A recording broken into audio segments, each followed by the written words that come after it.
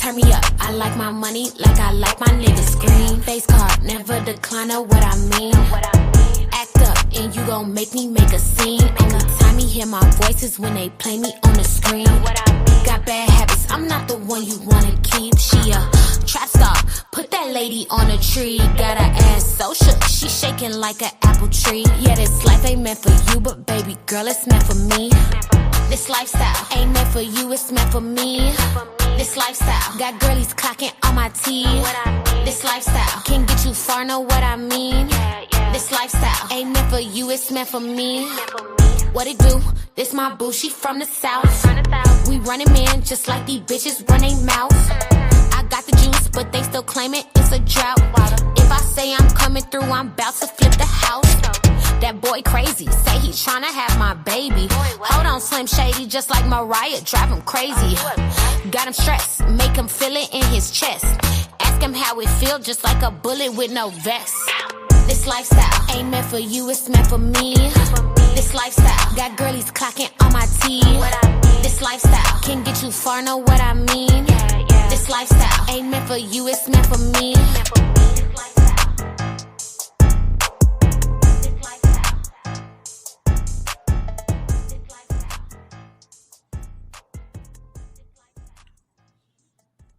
This product is so important because not only is it produced with care, but it actually has proven results. There have been over 10,000 units of this sold. The company name is shareabutters.com, and this was developed with love by a woman who simply wanted to help her beautiful daughter as she recovered from the devastating effects of cancer, chemo, and radiation burn, and has helped many others with fading stretch marks, eczema, and many other skin issues. Check out the website as it has tons of other valuable products. Check it out. There will be a link and a discount code pinned in the comments section of this video.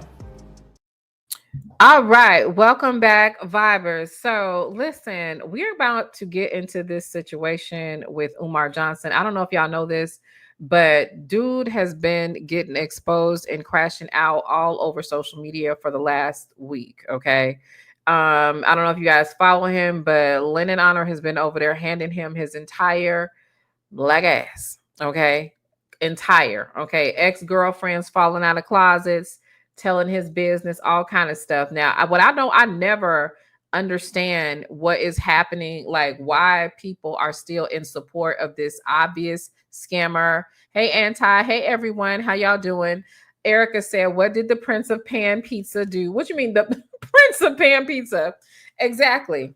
Okay. So the skinny is this, y'all. Everything that we thought. Like the dude, he be out here looking homeless, begging for money. He's a womanizer. He's a liar. All this kind of stuff. We're going to go over some of the stuff that Lennon has put out as well, but his own crash out. Not to mention, I don't know if y'all seen this, right? But Umar's daughter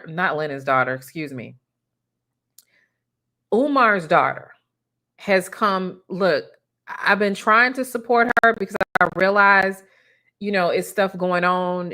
She's, obviously been going through it because of her dad and all this shit, right? But here's the thing. This girl needs help. So she's been crashing out online, literally terribly and in a very embarrassing way for the last couple of weeks. You can tell that she's seeking a lot of attention. You can't tell. Something is wrong.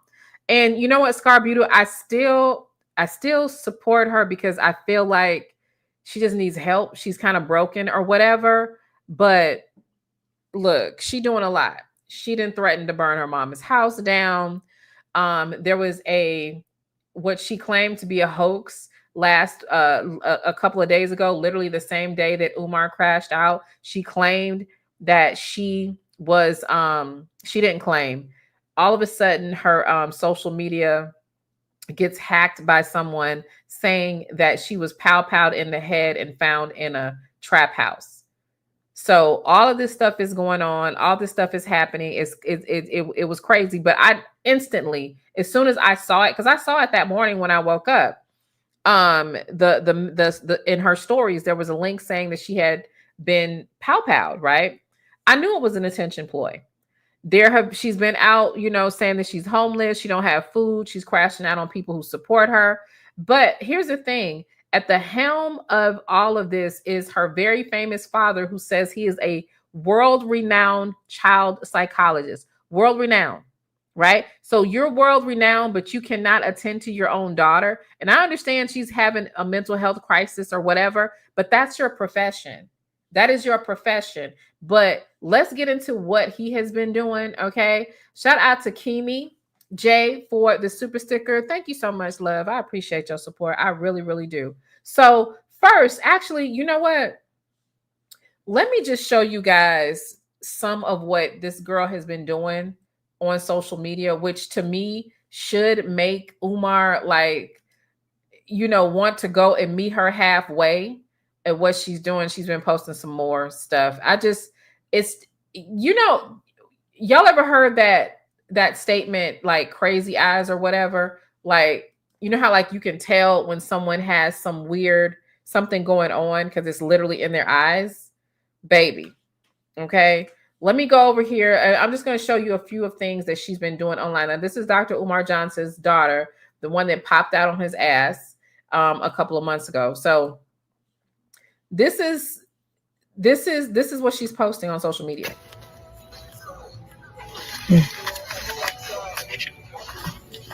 Okay. This is what she's posting. Like just all kinds of like weird behaviors and stuff like that.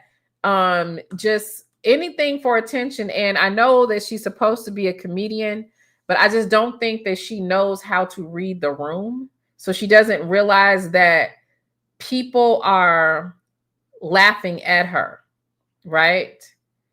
They're not laughing with her. And I don't think she knows that. Like, and it's literally like when you start to see, like, look at her. And she was such a, she was really cute when she came out, cute young lady or whatever, just all kind of stuff. Matter of fact, before we even get into him, let me just show y'all, because a lot of people have put up these videos of her actually crashing out. So let me see. I did see one the other day, and let me pull that up. Let me pull that up. So her crash outs were crazy, y'all. Let me find one of these videos where she's doing. I'm looking for the one where she specifically was saying that she was going to end it all. Okay, let's go to this one. And I'm not gonna watch all of any of them. We're not gonna watch all of any of them. We're just gonna just take a look at what's happening. So this the channel holder, this is Sweet Mom for Life's channel. Okay. So you can kind of see there's something weird going on with the eyes right there. Let's take a listen. As an adult is a necessity. If I'm giving to you, you gotta give to me. Somebody let Dr. Umar know he need to come get his daughter, because she allegedly is homeless yet again. If you guys did not know, because I haven't been keeping you up to date, Nisa was recently diagnosed with some mental. So I'm gonna jump ahead, but this channel is Sweet Ma for Life. You can check out her channel. She caught the video if you want to check the commentary. So I want you guys to view her commentary, on her time. I just want to get to I cannot remember what it was. Situation with what she was doing. So I'm gonna show this, but do go and check out the commentary. But I'm gonna drop the video. It'll give you guys a little bit more detail about the things that are going on. There's about 5 people that I told that I was going to go to the hospital. I don't want to go to the hospital because I don't want to go to the hospital and I have cameras on my face or somebody's telling me, oh my God, I'm a supporter, I want to take a picture, that's not what you go to the hospital for. I don't want to go to the hospital to get bombarded. I love y'all to death. I love my supporters, but I'm not about to deal with that. So if I do go to a hospital, it's going to have to be in a state that's y'all not going to know. And yeah, because I'm not dealing with that. I know y'all have heard me say this time after time, but Umar, when I catch you, bro,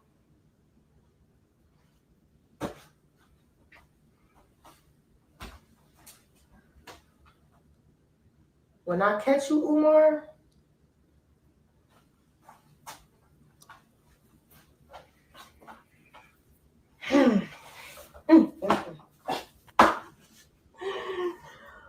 Umar, when I catch you in the motherfucking street, yo, what y'all gotta understand is I'm not afraid to go to jail. I've never been to jail. I could have went to jail. They almost sent me to jail instead of friends and could have charged me for fighting that girl, but they didn't, and they sent me to friends. And they went easy on me. I've never been to jail. But I'm telling you now, it's about, I have to be real careful with what I'm saying. But all I'm going to say is I got a couple motherfuckers on my list that can get it. And I don't give a fuck about going to no jail. I'll probably spend the rest of my life in jail. I really wouldn't even give a fuck. You want to know why? I don't got to worry about social media. I don't got to worry about all this bullshit. I'm going to just be behind walls. And I don't like to be confined. I was confined when I was at Friends Hospital. But on some real ass shit, bro, like, do they still give people the death penalty? Like, if you feel me? Y'all get what I'm saying? Because I really don't have no rap. I don't have no rap for nobody no more. I'm done being nice. I'm done. I'm done being nice. I am. That shit is out the motherfucking window.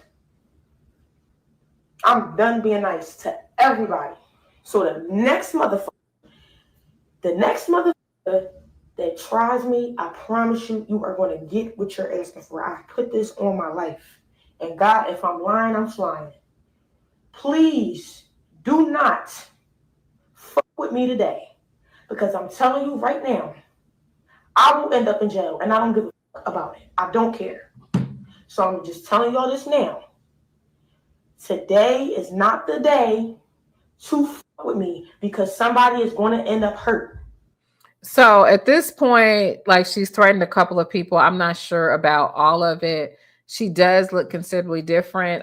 Because, you know, she was getting a lot of money when she first came out. She was charging like a lot of money to get an interview. So a lot of people, like, you know, were interested in her spilling the tea, but she kind of fumbled her social media stardom with her antics. It's really, really sad. And whatever she's been doing, she's been kind of like overindulging. It looks like she's gained a lot of weight in literally since, what was that, 2 months ago when she emerged? Wasn't even that long. Like, there's a lot going on with this young lady. I'm just going to say that one time and one time only. Please respect my wishes as I respect yours. Family, do y'all really want to talk about mother family though?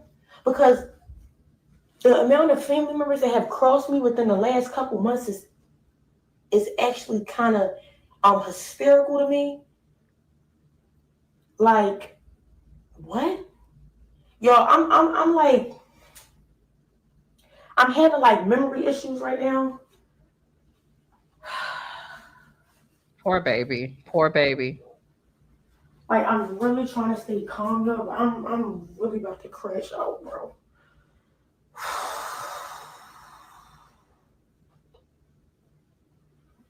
Because I just feel like somebody is going to put me on the wrong day.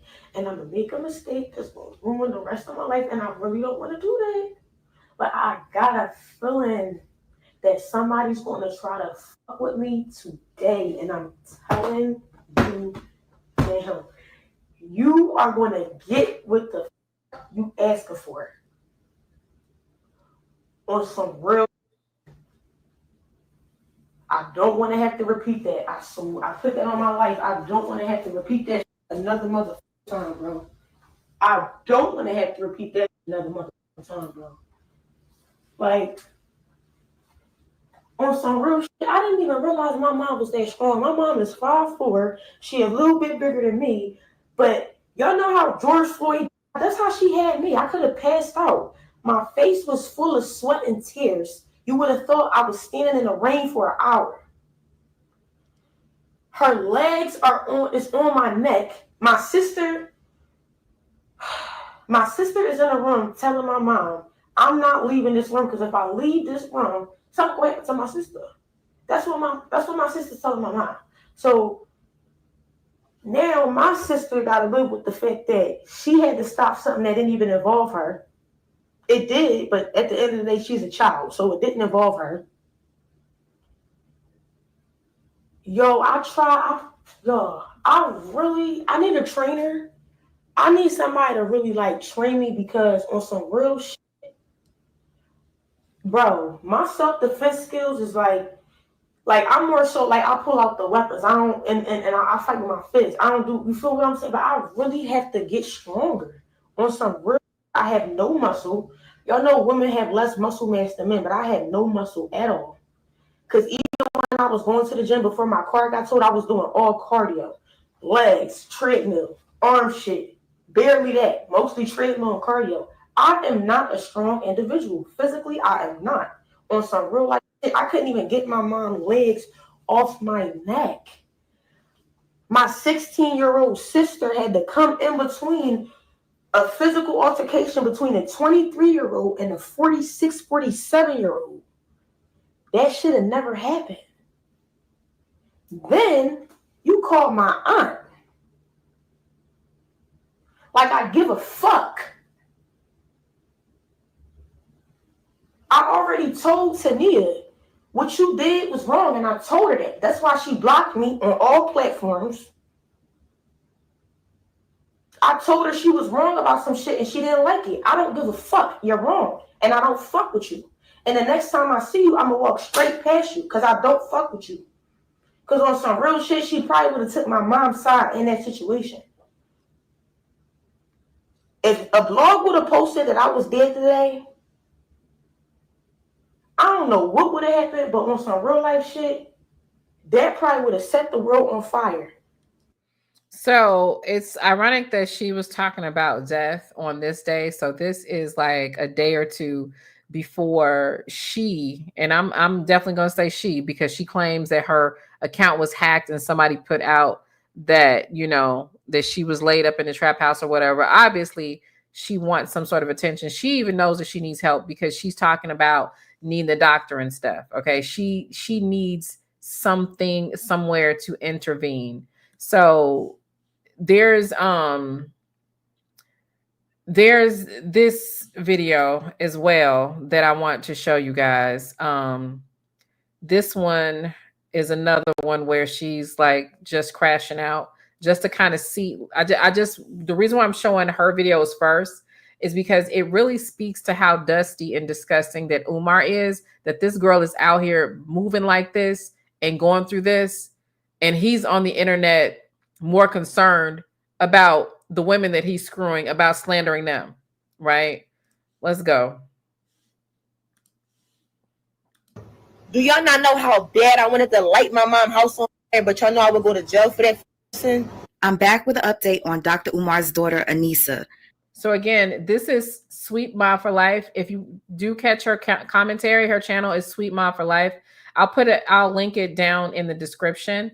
But I'm going to skip through her commentary so you guys go to her channel to watch it. And I'm just going to play a few of the Anisa videos before we get to Dr. Umar. I'm not bipolar. I don't have schizophrenia or none of that. But I was on medication for like a week and some change. But I am okay. But I like to call it placement. If y'all ever heard of place, it's like that. Like they place you somewhere, they put you on medication. It's like a rehabilitation center. But I'm okay now. I'm out now, yo. I was in placement for 11 days on medication. I still have to go back to the pharmacy to get my No, I did not admit myself. Bipolar disorder, current manic episode with psychotic features. They basically trying to say I got bipolar, manic, psychotic, whatever. They trying to say I'm psychotic. I'm bipolar. I'm not. My medication is on here. I take trazodone and Respirol. I've been suicidal. Yo, I've been to like 5 different psych, like crazy people hospitals, but I'm not crazy. It's just I've been hospitalized before. I think we all have. Everybody go through shit. It's not nothing out the ordinary. Before we continue on with this live, I just want to put out a trigger warning because this topic is extremely sensitive. I also want to add, you are not obligated to send Anisa any money. It's all up to you. I'm just putting it out there. She's going through some sort of episode right now because at the same time that she's struggling, she's offering to pay people's rent. She's also offering to take 50 children to a water park free of charge. It's just a lot going on here. So again, I leave it up to you. I'm just putting this information out there. Yeah, who was that? So hard. Yeah, Xbox who I am. Xbox who I am. Who the f is? I don't even know you. I don't even know you. You just got you always being hard on social media. How the fuck you don't want nobody in your business, bitch? You said you at the hospital. Don't come on social media. And I did my. What you talk about? And I beat you up too. Yeah, you talk about you talking about? You up too. Where you at? You just got beat the fuck up, bro. I don't even know you. She is currently unmedicated and she is unhoused. She needs help. And the one person she said that she did have is now against her. My aunt was my favorite person. She could go suck a dick for all I care. And this is the worst part. Wow, that's crazy. So clearly, y'all go and check out the video. Because I really hate when content creators use your video and they don't say, you know, who you are. She's been around for a minute. I don't, know her personally, anything like that, but she captured the video. Someone sent it to me and I saw it. So I wanted to share some of this stuff, right? And we can get back to it because I do want to talk about that. But right now we need to get to Umar's ass, right? So let's do that. Okay. So we're going to go over here and we're going to show what Umar was doing when all this stuff was going down. So yesterday, when it came out, or the day before yesterday, when people thought that Anisa was unalived, he goes live, right? Now, mind you, he's been getting his ass handed to him. People have been exposing him as for the fraud that he is, right? So let's get into it. Peace and Pan-Africanism, peace and Pan-Africanism. Peace and Pan-Africanism, peace and Pan-Africanism. This is your big brother, Dr. Umar Ifatunde Oguntade, a.k.a. Nana Payena, a.k.a. Dr. Jermaine Shoemake, the Prince of Pan-Africanism, King Kong Consciousness, RB Jesus. RB Jesus, like, look, the narcissism in this one is strong, is very, very strong. They need to go to the same damn hospital, okay? Now remember, and he's gonna bring it up, right? He's literally gonna bring it up. He already has heard that his daughter was no longer living, right? So just listen. The Continental Ifatunde. I want to wish everybody a beautiful Thursday. A beautiful Wednesday, July the 9th. I just wanted to go live because I haven't been live in, I don't know, about a month now, I guess it's been. So much has happened since I have last went live. I'm going to try to keep this to about 30 minutes. I'm going to try to keep this until about 30 minutes. It's 12:50 p.m. So I'm going to try to end this at about 1:15. Brothers and sisters, I want to address two situations. Normally, I ignore nonsense, but this is a time where I think I need to address the nonsense for the sake of my true and sincere supporters and FDMG donors. And those words are synonymous because if you are a supporter, you donate. And if you are a donator, you are a supporter. You can't be a supporter who doesn't donate. You can't be a donor who doesn't support. So this is for my loyal FDMG Academy donors, Dr. Umar supporters. Hit your PayPal, paypal.me/FDMG Academy. Hit your PayPal, paypal.me/FDMG Academy. Hit your PayPal, paypal.me/FDMG Academy. Brothers and sisters, we need to choose the campus name for FDMG Delaware. We need to choose the campus name for FDMG Delaware.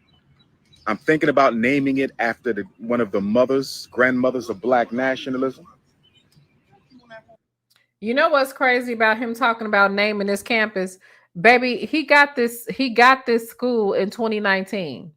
It is 2025 and it's not answered. Why are we acting like he said we're gonna name the Delaware campus? Where is the other campus? How come the campus ain't open? He's acting like I don't know if this nigga trying to manifest or whatever he's trying to do, but like stop it. Ain't no campus. It ain't no campus, nigga.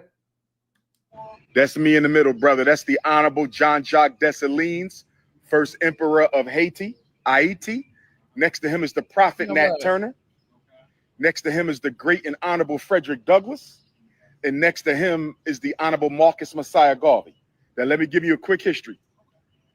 The Haitian Revolution began on August the 21st, 1791.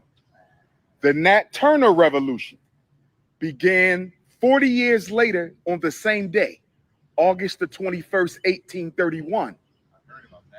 I was born August the 21st. In right? Years? Frederick Douglass, who I'm related to by blood. Okay, we are. You know what? I'm just going to download this because I think it takes about 10 minutes before he actually gets to his performance. So let me just download this real quick because I'm really not here for Dr. Umar's three-peats of nothingness and his weird ass history lesson. I'm gonna let it play while I download it. Are both descendants of Isaac and Betsy Bailey by blood. Frederick Douglass escaped from slavery out of Baltimore through Wilmington, Delaware. It's good to see you, brother. It's good to see you, my beautiful African queens. How y'all doing? That's right. You know I fucks with you guys. I appreciate that. Stay with me. Listen to the queens saying, you know, I fucks with you. Oh, such queenly language we have. Keep me in your prayers because you know they hating. Oh, man. Where's that at? Okay. Put my number in your phone. You got your phone? Put my number in there. Text me so I can lock you, queen. Don't go nowhere. I want to finish that lesson. I ain't going to take too much of your time in case you might got to tell it to somebody if I'm not here. Oh, yeah. Let me know when you're ready, queen. 215-989-9858. 215-989-9858. Shoot me a text. All right, ladies. Appreciate y'all. I'm going to see you at the grand opening. Sister Sharice. All right, ladies. One love. So, Marcus Garvey, right? And I'm a Garveyite, former Minister of Education for the UNIA. Marcus Garvey's Black Star Line Steamship Company was incorporated from Wilmington, Delaware. And I hate to inform people, this is why people get mad, but that was an entire scam. He bought 3 ships that were not operable, right? They were basically messed up, couldn't even float or anything like that. And he did not own them. Actually, he didn't own them, right? And he sold bad, like fake stock to Black people. Is what he did. Mm-hmm. Baby, give us a brief little history on what happened with them ships with Marcus Garvey. Mm-hmm. Marcus Garvey. Yeah. What you was talking about. Mm-hmm. Yeah. You know, it's really a questionable story of what happened with a lot of that. And I think a lot of people just want to, you know, be supportive of the Black man in this venture and whatnot. But the documented understanding of it is that he didn't financially own those ships. He took out a loan to get one, defaulted on it. The other 2 were also loans that he got and was trying to put them out there and whatnot. And none of those ships made more than 3 trips. You know what I'm saying? It just wasn't. And they were business trips. And ultimately, that's what part of what he got in trouble for, right? Was the fraud? Yes, it was. Mm-hmm. It was the fraud. The fraud in conjunction, because again, you had people that, like I said, a lot of people don't talk about what Black people were saying to the FBI. You know what I'm saying? The people who donated, and you know what I'm saying, it wouldn't be a donation. In fact, it would be investment. Like the people that were investing in the Black Star Line and then trying to get their money out, and he wasn't giving it to them. Ultimately, that's what the case was against him. And so, yeah, you got people who turned on him and all of that too. But ultimately, they were doing bad business. You know what I'm saying? So, you know, that I think that's the downside of that story is, you know, no matter how a person looks at it, you can't say they were doing good business. Absolutely not. Absolutely not. So I do have the video downloaded, but a lady 747, thank you for the super chat. She says, thank you for dragging this ninja on my birthday. And boo, since it's your birthday, okay, we about to drag Umar. Yeah. So shout out to a lady 747. Let's give her some birthday love in the chat. Gorilla Live, what do you want to hear? Is it the Dusty Ninja or Happy Birthday, Sweet Pea? Which one? But while you're deciding, we want to wish you love. We want to wish you peace, abundance, okay, more money, good credit, beautiful skin, and a thorough blowing out of your back to your liking. Okay, that's what I'm talking about. We want you to have a good, strong back, honey. All right. All right. So which one are we doing? Which happy birthday song are you getting, baby?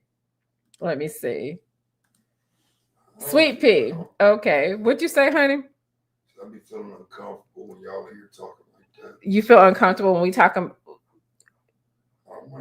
You don't want to hear all that? No. I almost said something. But I mean, it ain't like you ain't blew out no backs before now. I don't know. Earlier today, but that's not the point.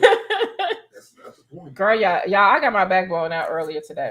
That's not the point. I sure did. Happy birthday, Sweet Pea. Happy birthday, Sweet Pea. Happy birthday, Sweet Pea. Happy birthday to you. May our good Lord bless you. May our good Lord bless you.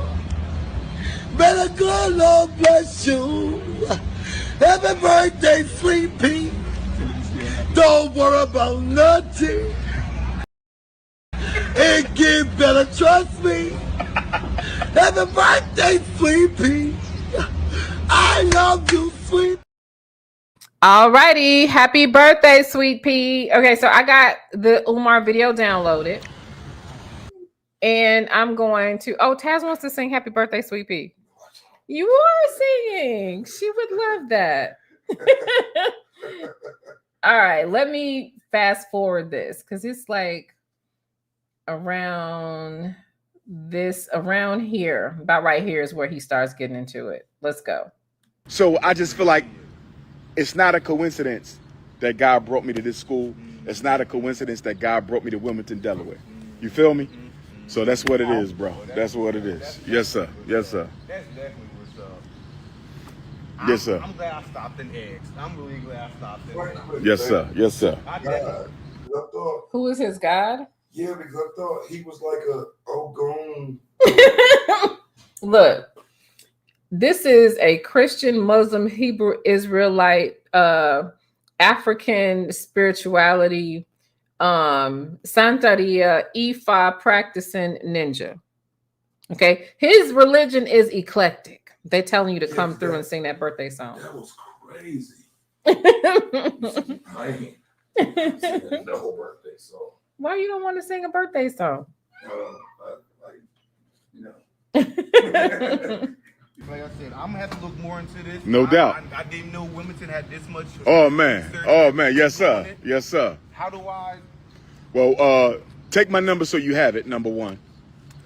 Don't worry. I'm always here. Okay. But once we open up and we do the grand opening, which I'm hoping will be before this year ends, you feel me? Yeah. The only thing left for us to do is to get the tiles put on the floor. And we got to get our classroom doors rekeyed. You feel me? New keys, because we ain't got the old keys to the classrooms. Yeah. Right?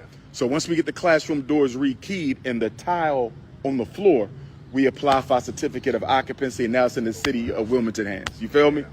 So this has been 6.5 years, brother. We got to school February 7th, 2019. Wow. So it's been 6.5 years. It's been hell, brother. It's been hell and high water. It's been hell and high water, brother. Hell and high water. It's coming together. Yes, sir. Yes, sir. Everything's working out. Everything's working out, brother. It's 6.5, but we didn't have to get this far. It could have took us 12.5. You feel me? Yeah. So I'm grateful. I'm grateful to the Almighty for where we at, bro. And we just gonna keep on pushing. I'm definitely telling my daughter because every time I walk her past it, Yes, she's sir. always asking questions. Yes, sir. Yes, sir. So now I can finally get Yes, sir. Yes, sir. For sure. For sure. No doubt, brother. I appreciate you. Appreciate you, man. All right, brother. You enjoy. You too now. You too. No doubt. You good. You good. You good. You good.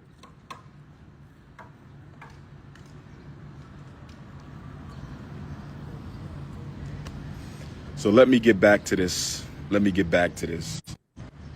The first week of March, my travels took me to Sweden. I was in Sweden, Stockholm, Sweden. And as y'all know, while I was in Stockholm, Sweden, my daughter, baby Smurf, she decided to quote unquote expose me while I was in Stockholm, Sweden. While I was in Stockholm, Sweden, the woman who I contracted with to care for my mother turned out to be a demon in disguise and is now one of my top haters and detractors. So I just think it's very fortuitous that Stockholm, Sweden, and shout out to all my Stockholm, Sweden Africans. Thanks to all my Stockholm, Sweden Africans. I just find it interesting that my daughter and this Kansas City hood rat, that both of them were in the works against me at the same time. Oh, Lord, this victim. Now, I do care for my mother, who I love more than anything in this world. And for those of you who care for your parents, you understand where I'm coming from.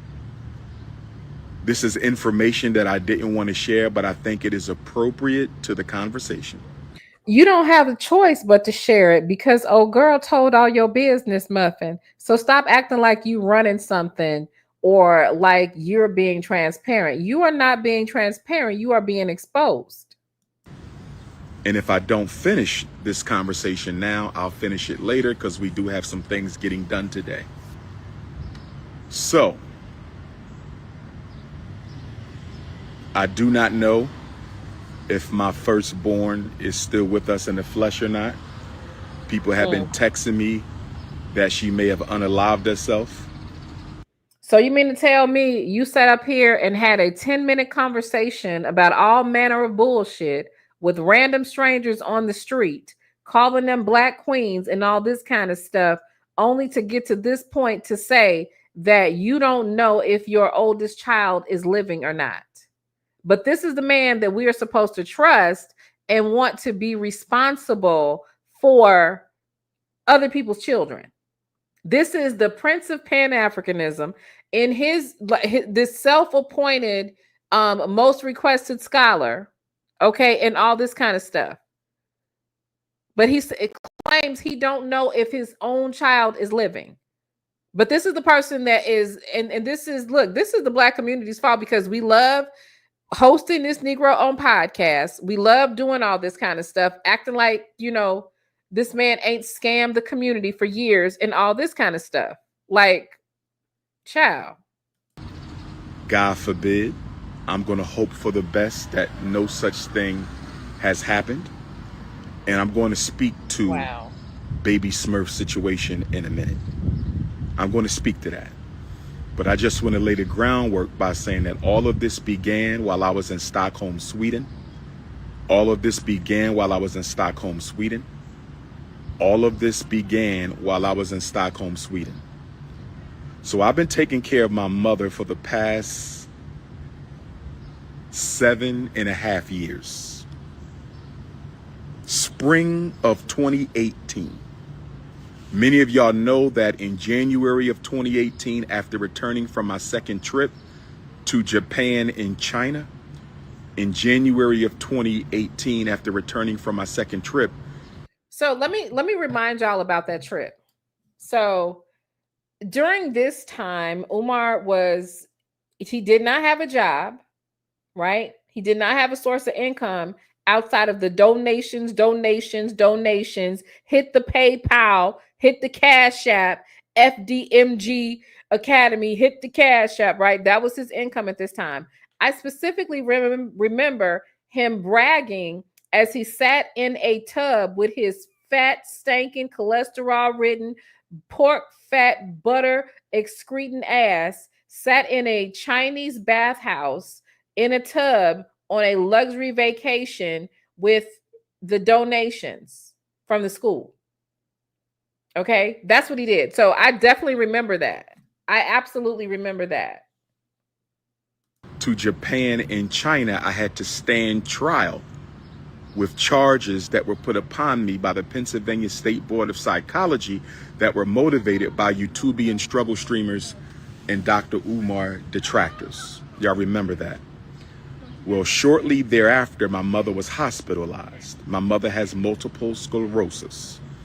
Okay? She's diagnosed with multiple sclerosis. We've always known that, but it didn't begin to affect her until more recently. So anyway, when my mother was hospitalized, I knew that I would be the child of 7 who would take it upon myself to step up and take care of my mother. So stop trying to act like the problem wasn't that you got evicted, you didn't have no money, and you wanted to be the paid helper for your mother. That's what you wanted. That's what you wanted to do. I get it. Because you had no other source of income. Stop it. And after 60 days away from home, my mother finally came home the day before Baby Smurf's birthday, 2018. And I've been caring for my mother for 7.5 years ever since. I have done a great job caring for my mother. When my mother came home, she was on all these meds. The doctor got her off of all the meds. When she came home, mom had different situations going on. She got off of all that. Medications no longer necessary. I'm not perfect, but in my 7.5 years, I have done a great job with my mother. And I can say that most of the time, when my mother had a situation, it was because of the aides in the caregivers. It was because of the aides in the caregivers. And so normally, and for those of y'all who care for your parent, you know how tough it is to find decent, professional, reliable, confidential help, right? Can somebody tell me why somebody that claims to have like 15 degrees keeps making up words? Professional help. Professional. Okay, you already can't say scoliosis. Like, I let that slide because that is one of those words that a lot of people can't say. But like, how are you sitting around bragging about having 100 degrees, but yet you still have not gotten complete command over the King's English as you pretend to be a dean of an unopened school? The dean of an unopened school that lacks grammar, right? We know exactly what you be doing, okay? I bet if that school don't have nothing, they got a kitchen. I bet that school got a refrigerator. Decent, professional, reliable, comprehensive help, right? And so, let me see something here. I'm going to turn off the comments, brothers and sisters. This is the first live that I've ever turned off the comments, but I have to. There's just too much ignorance in my feed. This is the first live I've ever done where I had to turn off the comments. I just turned off the comments because I'm talking seriously and we still got idiots. So this is going to be without any comments. You can text message me if you have a question or a comment. 215-989-9858. 215-989-9858. You can text message me at 215-989-9858. So, whenever I don't have a dependable, responsible, reliable, confidential aide to care for my mom, I cancel events because my mother always comes first. My mother always comes first. How your mama comes first and you got her sitting up in that house and she can't even get around? Can't even get around. Got your mama stuffed up in that Section 8 apartment, all stuffed up in there. I was supposed to keynote the Florida A&M University Black Psychology Conference a few months ago. I canceled it because I didn't have anyone that I would trust to care for mother available at that time. I had to cancel Congo last week, and y'all know how much I wanted to go to the Congo. I had been waiting for that. I had to cancel because mom comes first. When I went to Sweden, there was a young lady who I met because she invited me to Kansas City to speak at an event. So her and her son drove me from Omaha, Nebraska to Kansas City to speak. I believe the event was on December 3rd, 2023. I believe the event was on December 3rd, 2023. I believe the event was December 3rd, 2023. And we had the event. We stayed in contact through text message. And ultimately, at the top of this year, maybe late last year, but if I'm not mistaken, I saw her privately 3 times inside of the same Philadelphia hotel after hours for no more than 2 or 3 hours. I repeat, I saw her 3 times in a hotel after hours for only a few hours. 3 times. There's a small chance that it was 4 times. There's no chance that it was 5 times. I'm going to repeat this. Did you need me, boss? Are you good? Okay. So I saw her 3 times inside of a Philadelphia hotel after hours for about 3 or 4 hours. That's it.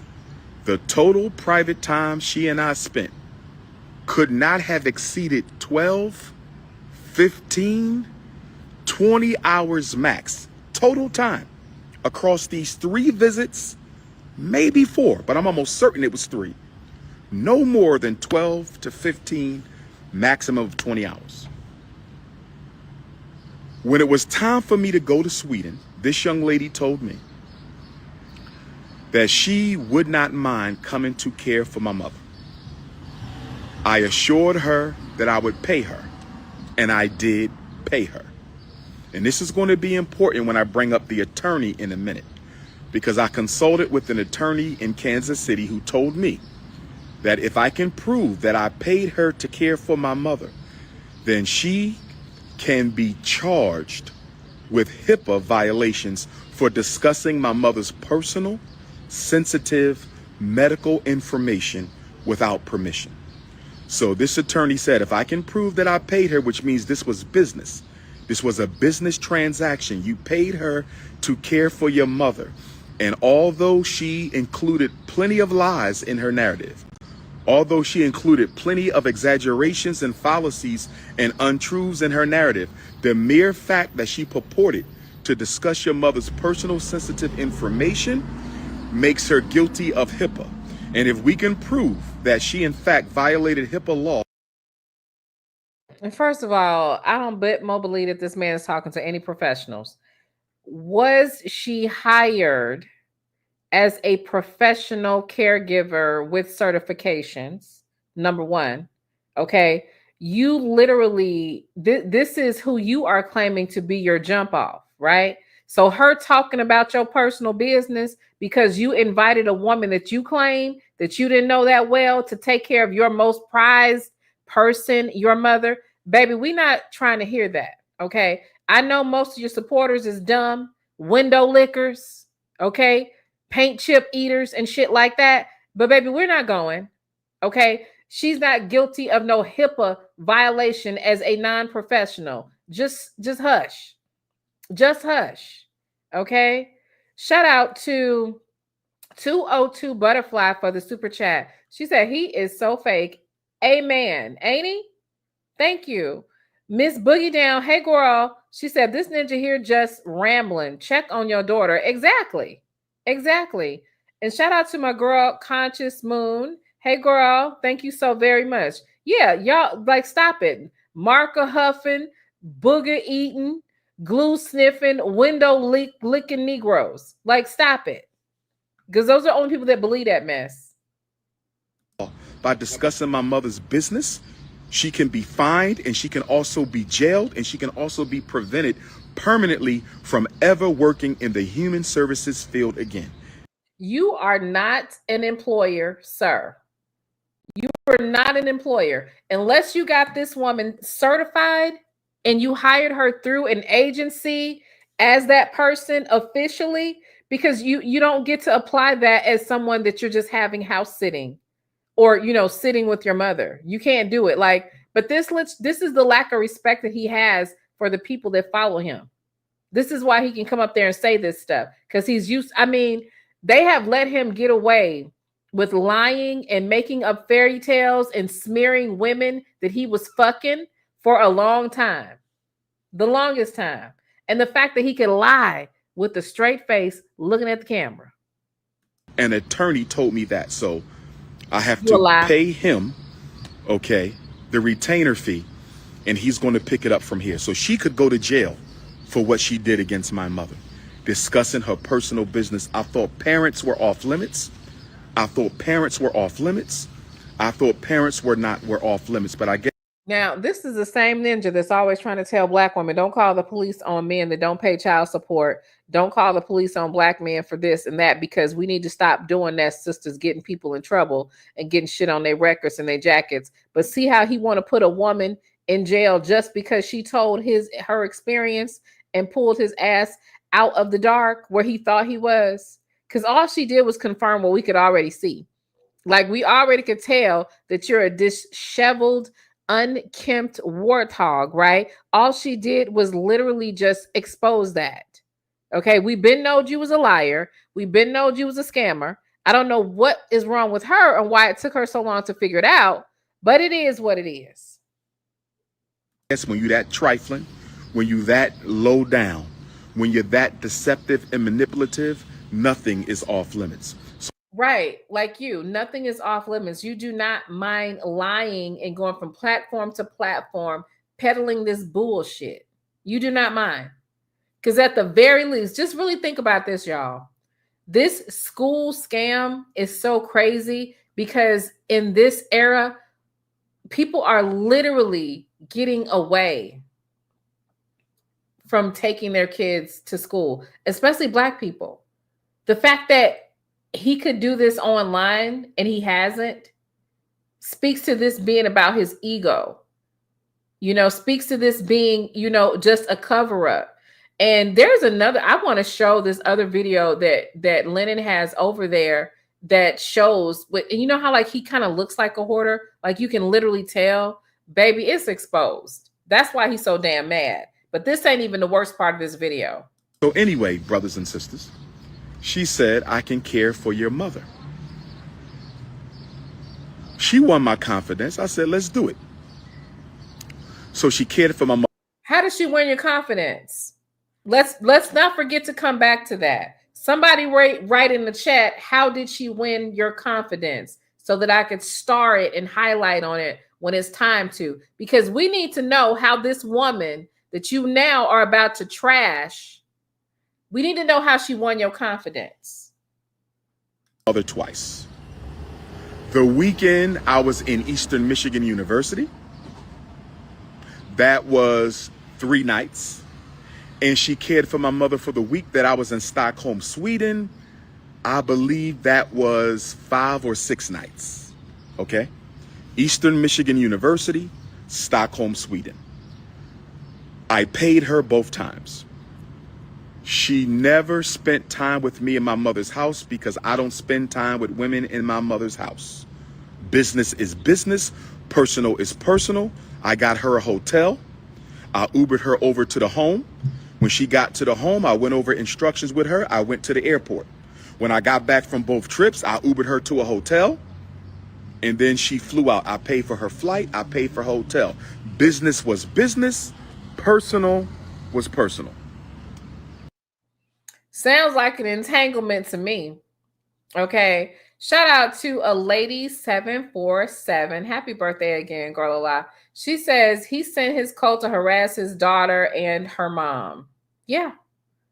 Plenty of times. Plenty of times he's done shit like that. So, after returning from Sweden, I was very disappointed in the care that my mother was given. After returning from Sweden, I was very disappointed in the care that my mother was given. I'm not going to go into detail over the egregious lack of regard and concern she displayed for my mother. I'm not going to go over that. That's too personal. But I was very disappointed and I was guilty. Whenever my mother isn't properly cared for, I take on that shame. I take on that blame. But I said to myself, you can never use this woman again to care for your mother. So I began to distance myself from this woman. So let me back up again. She saw me 3 times privately. She cared for my mother 2 other times. 5 total contacts. Then please suffer us to know, how did she win your confidence, Umar? 3 of them were private. Brothers and sisters, without being too vulgar, those 3 private contacts basically consisted of her gummy bearing my Shango. She gummy beared the Shango. That's basically what she did. It was. Is that how she won your confidence? Let's talk about this. Okay, gummy bearing your Shango. Drop a blue heart in the chat if you know what Shango means or represent. Let me know if you guys know what Shango means, what he's talking about when he says Shango. Let me know. Let's know. Okay, Blue Skater knows. Okay. So, you know how he like this is so disrespectful, okay? So, in the Yoruba religion, right? Or even like Santeria, quite a few, right? This is the Orisha of justice, of thunder and lightning, right? He is always associated with being masculine and stuff like that, right? And he, he's a historical figure in that tradition. And the ladies love Shango, right? The ladies love Shango. This is true. But here's the thing. And he was known to be like very passionate. He's the man's man, right? He's an alpha presence. Shango is, and he's known for his virility and all this kind of stuff, right? He's not like a sex deity or anything like that, right? Now, Umar claims to be an Ifa priest, right? So if you are an actual Ifa priest, why would you sexualize an Orisha? Why would you do that? Y'all know what I'm saying? Why would you do that? So the fact that he does like that means that he doesn't take it serious to himself. He doesn't, respect it. And Orisha is a spirit that represents forces of nature and different things and stuff like that. But like if you're a priest, which I don't believe, because I don't believe that this guy got initiated into anything. I don't think it at all, right? I think that this is just something that he plays with to seem pro-Black. But think like that would be like a Catholic priest disrespecting, you know, St. Peter or something like that. Like just embarrassing. To jump off. Hood rat jump off. That's all it was. A hood rat jump off that you put your mama in her care though. Now she's a hood rat and a jump off. This is a typical dusty ass Negro, right? Because how was this hood rat, this hood booger, good enough to care for your mom though? She was good enough to care for your mom. Like, stop it. Fellatio. 3 fellatio sessions. I came to visit. She wanted to please the Prince of Pan-Africanism. And so why would he even say that? This is the person that's supposed to be the dean of school, right? He's supposed to be the dean of schools. And he's, you know, you're an accomplished, educated, 6th degree school psychologist, and you want to have a conversation with the internet about getting head. But this is the most requested scholar. So if you want to know why, like, it seems like some of these fools sound stupid and they're dumb and they have no direction, it reflects it's the leadership. These are the same, like, people will, Umar will get windmilled for. Like, that's foul. A grown ass, overgrown, ain't he at least 50 now? Who sits on the internet as a man talking like a 25-year-old who just got his, like, ugh.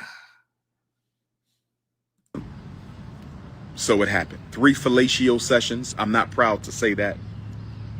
And then, of course, quote unquote caregiver. I put caregiver in quotes because she did anything but care for my mother. Anyway, this was the first week of March, Sweden. I come back from Sweden. I'm disappointed. Can't work with this woman no more. Can't take care of my mother. I can't mess with you. I started to distance myself from her. On June the 25th, the last moon that we had, I do my Art of Dialogue interview.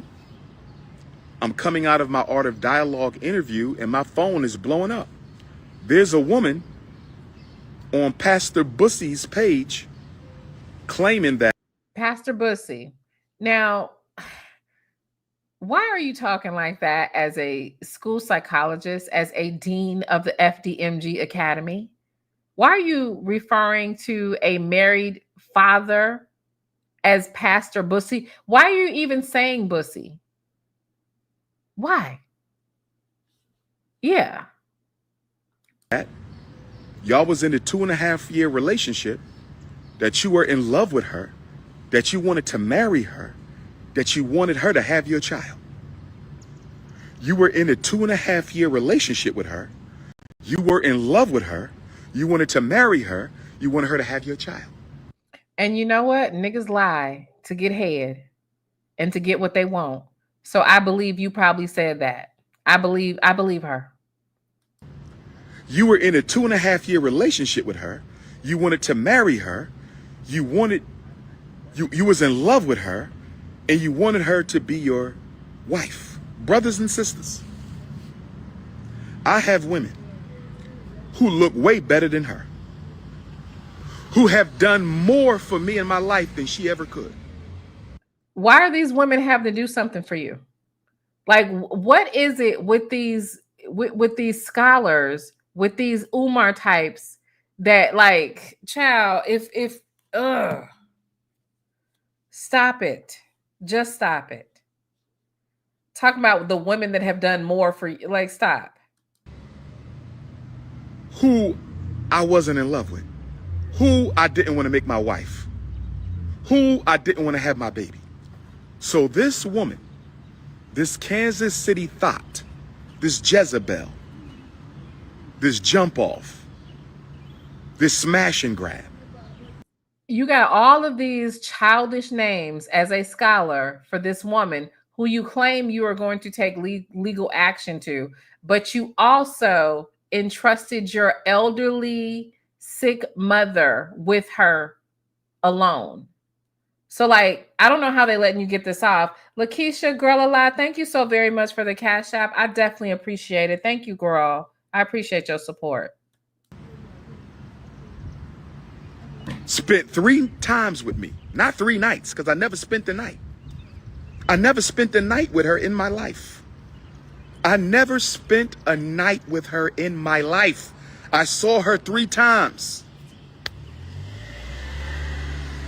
And 3 times, all of which, if I'm not mistaken, were during the first quarter of 2025. 3 times, and I'm in love with her.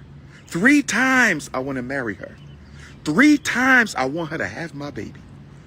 3 times, and we were in a 2.5-year relationship. Brothers and sisters. Brothers and sisters. Brothers and sisters. But it gets worse. She told Pastor Bussy. She told Pastor Bussy. And let me say this about Pastor Bussy. Rainbow Bunny. Pastor Bussy, the Rainbow Bunny, has been cyber stalking me for 10 years. You know what? It's crazy. These people who put all their business out there for content, how they claim that people are stalking them. Like, how is somebody stalking you by watching your videos? Are you mad? Like, I don't mean mad as in angry. I mean mad as in fucking nuts, right? Mad as in nuts. Shout out to the God Honest Truth. She says, if he was sleeping with that woman, I know he did not pay her to watch his mother. Like a Dusty, he had her in there seeking free labor. He thinks we are fools. Child, I can't. And then to sit up there and talk about Lennon. Here's the thing. Lennon's married with the woman that he has 5 children with.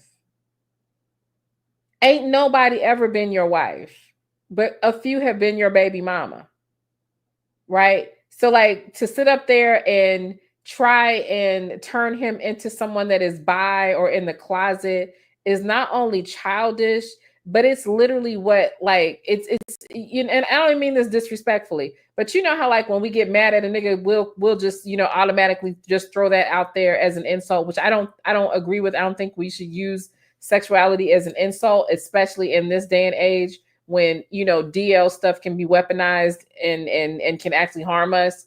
But it's very feminine of you to do this, Umar. Very. People have asked me to put a stop to him legally. I had 2 attorneys who sent him cease and desist. And he did not cease and desist. Those attorneys did not live in Utah where he lives. Those attorneys did not live in Utah, so there was no follow-up. I recently consulted with a Utah attorney who told me I have a serious case against Pastor Bussy, the Rainbow Bunny. But I'm going to have to fly out to Utah a couple times to appear in court. So this attorney told me that if I give him the retainer, he will begin the investigation on Pastor Bussy, and after looking at... So how are you going to have to appear in court if there's been no case filed? Because the first thing would be the attorney would be sending him a cease and desist, right? Or tell him to stop it. You know, a notice of intent to sue if you don't cut it out. You're lying, Umar. But again, you're talking to a bunch of window lickers, so they're not going to call you on it.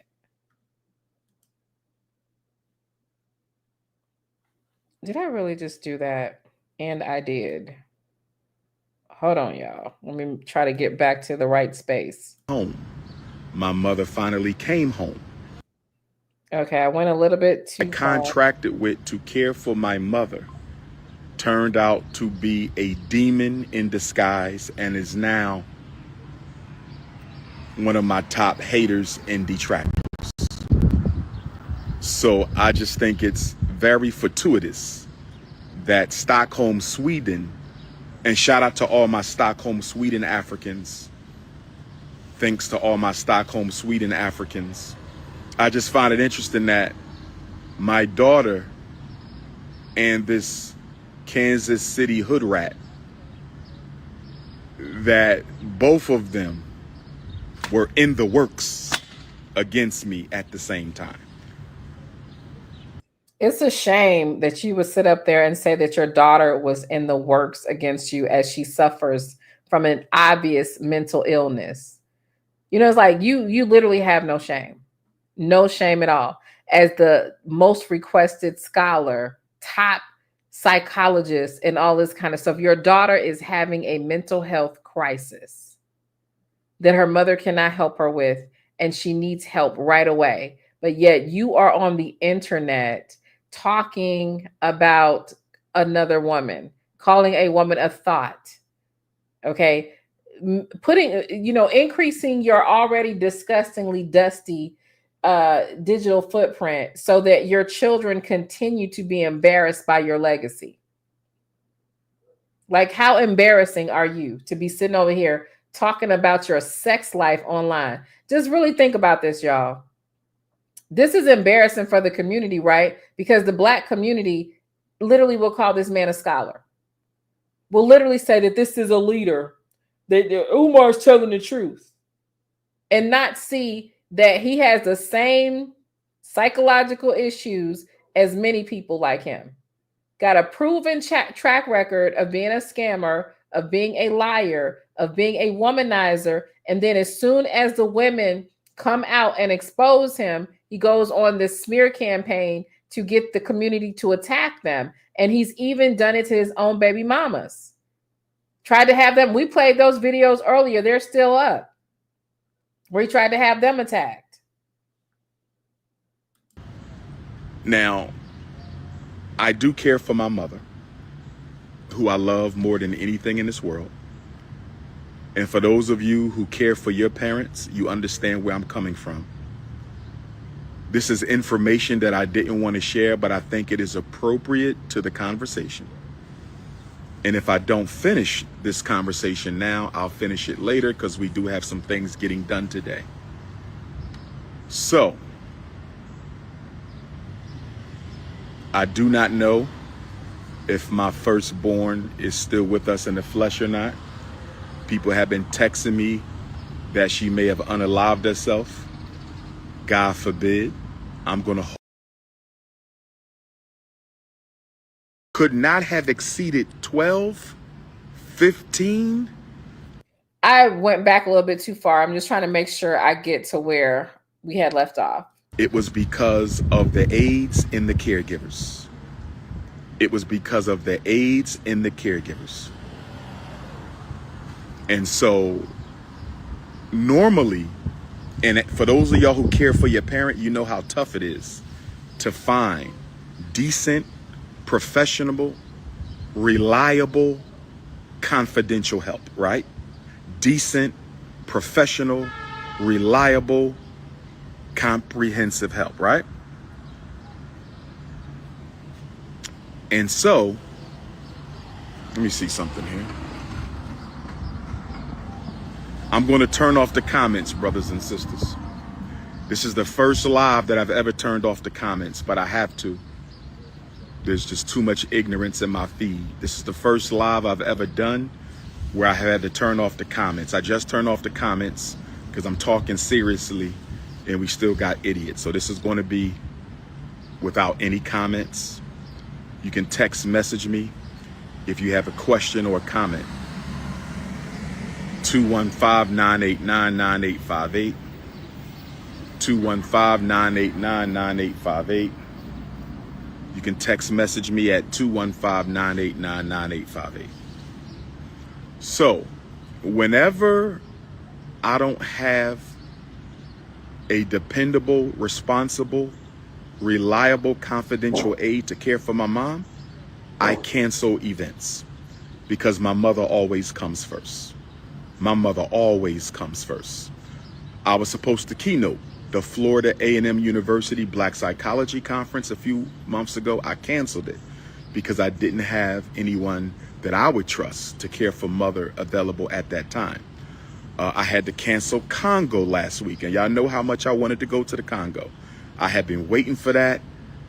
I had to cancel because mom comes first. When I went to Sweden, there was a young lady who I met because she invited me to Kansas City to speak at an event. So her and her son drove me from Omaha, Nebraska to Kansas City to speak. I believe the event was on December 3rd, 2023. I believe the event was on December 3rd, 2023. I believe the event was December 3rd, 2023. And we had the event. We stayed in contact through text message. And ultimately, at the top of this year, maybe late last year, but if I'm not mistaken, I saw her privately 3 times inside of the same Philadelphia hotel after hours for no more than 2 or 3 hours. I repeat, I saw her 3 times in a hotel after hours for only a few hours. 3 times. There's a small chance that it was 4 times. There's no chance that it was 5 times. I'm going to repeat this. Did you need me, boss? Are you good? Okay. So I saw her 3 times inside of a Philadelphia hotel after hours for about 3 or 4 hours. That's it. The total private time she and I spent could not have exceeded 12, 15, 20 hours max. Total time across these 3 visits, maybe 4, but I'm almost certain it was 3. No more than 12 to 15, maximum of 20 hours. When it was time for me to go to Sweden, this young lady told me that she would not mind coming to care for my mother. I assured her that I would pay her, and I did pay her. And this is going to be important when I bring up the attorney in a minute, because I consulted with an attorney in Kansas City who told me that if I can prove that I paid her to care for my mother, then she can be charged with HIPAA violations for discussing my mother's personal, sensitive medical information without permission. So this attorney said, if I can prove that I paid her, which means this was business, this was a business transaction, you paid her to care for your mother. And although she included plenty of lies in her narrative, although she included plenty of exaggerations and fallacies and untruths in her narrative, the mere fact that she purported to discuss your mother's personal sensitive information makes her guilty of HIPAA. And if we can prove that she in fact violated HIPAA law by discussing my mother's business, she can be fined, and she can also be jailed, and she can also be prevented permanently from ever working in the human services field again. An attorney told me that. So I have to pay him, okay, the retainer fee, and he's going to pick it up from here. So she could go to jail for what she did against my mother, discussing her personal business. I thought parents were off limits. I thought parents were off limits. I thought parents were off limits. But I guess when you're that trifling, when you're that low down, when you're that deceptive and manipulative, nothing is off limits. So anyway, brothers and sisters, she said, I can care for your mother. She won my confidence. I said, let's do it. So she cared for my mother twice. The weekend I was in Eastern Michigan University, that was 3 nights. And she cared for my mother for the week that I was in Stockholm, Sweden. I believe that was 5 or 6 nights. Okay? Eastern Michigan University, Stockholm, Sweden. I paid her both times. She never spent time with me in my mother's house because I don't spend time with women in my mother's house. Business is business. Personal is personal. I got her a hotel. I Ubered her over to the home.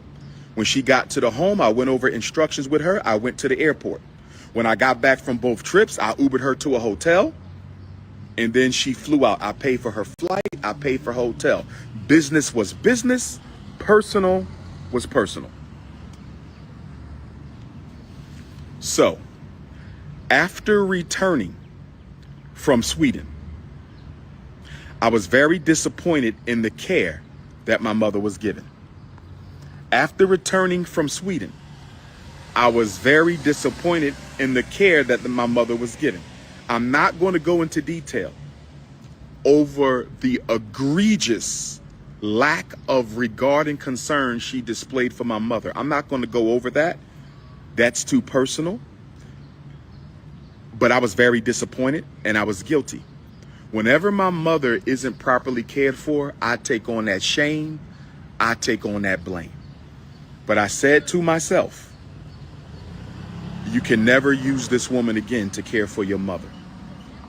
So I began to distance myself from this woman. So let me back up again. She saw me 3 times. Privately, she cared for my mother 2 other times. 5 total contacts. 3 of them were private. Brothers and sisters, without being too vulgar, those 3 private contacts basically consisted of her gummy bearing my Shango. She gummy beared the Shango. That's basically what she did. It was a jump off. Hood rat jump off. That's all it was. Fellatio. 3 fellatio sessions. I came to visit. She wanted to please the Prince of Pan-Africanism. So it happened. 3 fellatio sessions. I'm not proud to say that. And then, of course, quote unquote caregiver. I put caregiver in quotes because she did anything but care for my mother. Anyway, this was the first week of March, Sweden. I come back from Sweden. I'm disappointed. Can't work with this woman no more. Can't take care of my mother. I can't mess with you. I started to distance myself from her. On June the 25th, the last moon that we had, I do my Art of Dialogue interview. I'm coming out of my Art of Dialogue interview. Okay, so they stopped some of the fireworks so I can come off mute. Like, I don't know what is going on around here, but I just wanted to say that to pay attention to the language. He says, coming up off the last moon, right? Understand that this is a warlock. Even we zoomed in on some of the pictures and stuff like that, and we saw some of the occult paraphernalia and stuff like that. So he definitely practices, right? And it's definitely not coming from a place of light, whatever he's doing, obviously. You know, him being a hoarder and like lying and all this kind of stuff. So yeah, just as Shar said, always a receiver. It always. There we go with the fireworks, y'all. I'm gonna go back on mute. And my phone is blowing up. There's a woman on Pastor Bussy's page claiming that y'all was in a 2.5-year relationship, that you were in love with her, that you wanted to marry her, that you wanted her to have your child. You were in a 2.5-year relationship with her. You were in love with her. You wanted to marry her. You wanted her to have your child. You were in a 2.5-year relationship with her. You wanted to marry her. You was in love with her, and you wanted her to be your wife. Brothers and sisters, I have women who look way better than her, who have done more for me in my life than she ever could, who I wasn't in love with, who I didn't want to make my wife, who I didn't want to have my baby. So this woman, this Kansas City thought, this Jezebel, this jump off, this smash and grab, spent 3 times with me. Not 3 nights, because I never spent the night. I never spent the night with her in my life. I never spent a night with her in my life. I saw her 3 times. And 3 times, all of which, if I'm not mistaken, were during the first quarter of 2025. 3 times, and I'm in love with her. 3 times I want to marry her. 3 times I want her to have my baby. 3 times, and we were in a 2.5-year relationship. Brothers and sisters. Brothers and sisters. Brothers and sisters, But it gets worse. She told Pastor Bussy.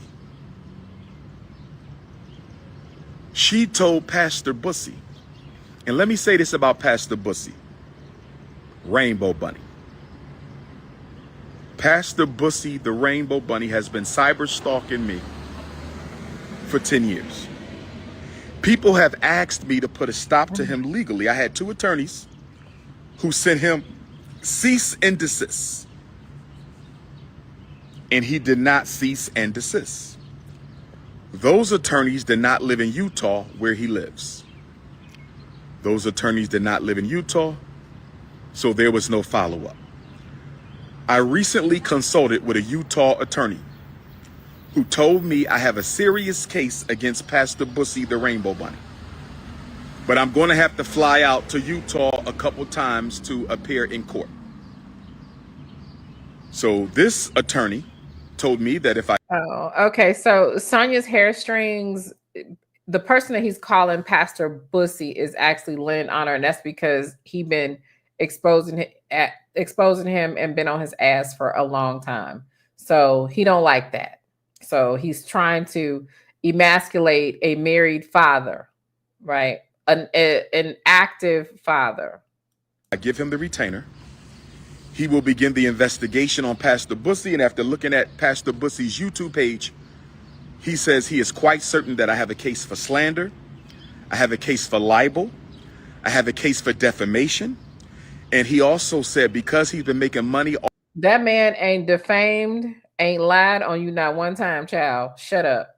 ...off of my name for 10 years, that he can be made to pay me back all the money that he made in my name, and that we can lay... Now, y'all know ain't no attorney told him this. Listen, but again, he don't have no respect, right? No respect for his followers, which is why he tells them this dumb shit. ...siege to any property that he owns. I told him that the man is broke. He don't have any property. He basically pays his bills by making Dr. Umar defamation films. He said, well, if that's the case, if he has a job, then his... How are you calling somebody broke and you literally don't have anything? You're living in a Section 8 dwelling. That's your mother's. That is a trash bag. Stop it. Wages can be garnished until he satisfies the balance of the settlement from court. So, brothers and sisters, I have finally realized that I have to have a Dr. Umar defense fund. I have to have a Dr. Umar defense fund. And donations. Here go another money scheme. the reason I have to have a Dr. Umar defense fund is not because I have to defend myself. I have to have a Dr. Umar defense fund so I can file suit against people who think it's okay to constantly slander my name and attack my mother. Nobody attacked his mother. Attack my mother. Nobody did that. So,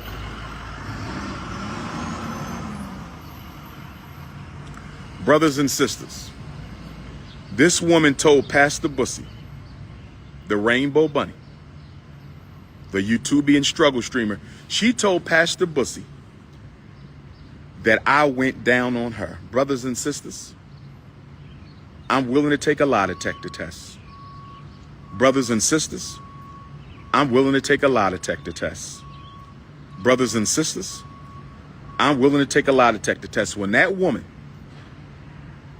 after gummy bearing my Shango stick, that woman took off her underwear, and I'm telling you, brothers and sisters, and I don't mean no disrespect to feminine energy. I don't mean no disrespect to feminine energy. I don't mean no disrespect to feminine energy when she... He means all the disrespect to feminine energy, because there's no reason to equate feminine energy with your disrespect of the female anatomy, right? Because I don't believe any of this. right? But I do believe that, like most people like you want the first thing that people want to do when they want to discredit you is to make you into something dirty, into something nasty, into something undesirable, whether you are or not. But the fact that this is the quote unquote dean of the FDMG Academy, this is the scholar, this is like, there should be a standard for people, especially if they're supposed to be in leadership positions, if they're supposed to have some sort of authority over children. There should be a standard. Like, you shouldn't sound like some common Negro sitting on the stoop outside of a grocery store talking shit. Like, what's the difference between the way Dr. Umar talks about women than the way some drill rapper talks about a woman? Like, ridiculous. Took her underwear off, brothers and sisters. She smelled like something crawled up inside of her and died. But yet you stayed there multiple times. She smelled so bad, but you went back by your own admission multiple times. Like, stop it. She smelled like an old fish tank. You ever smell a fish tank that somebody ain't cleaned in like 2 years? They got goldfish in there. They got all kind of fish. And it ain't been cleaned in years. That's what she smelled like. Okay, first of all, this is probably the appropriate time to do this. But we know that we don't have anybody in our chat room that is lacking pH balance, properly and all this kind of stuff.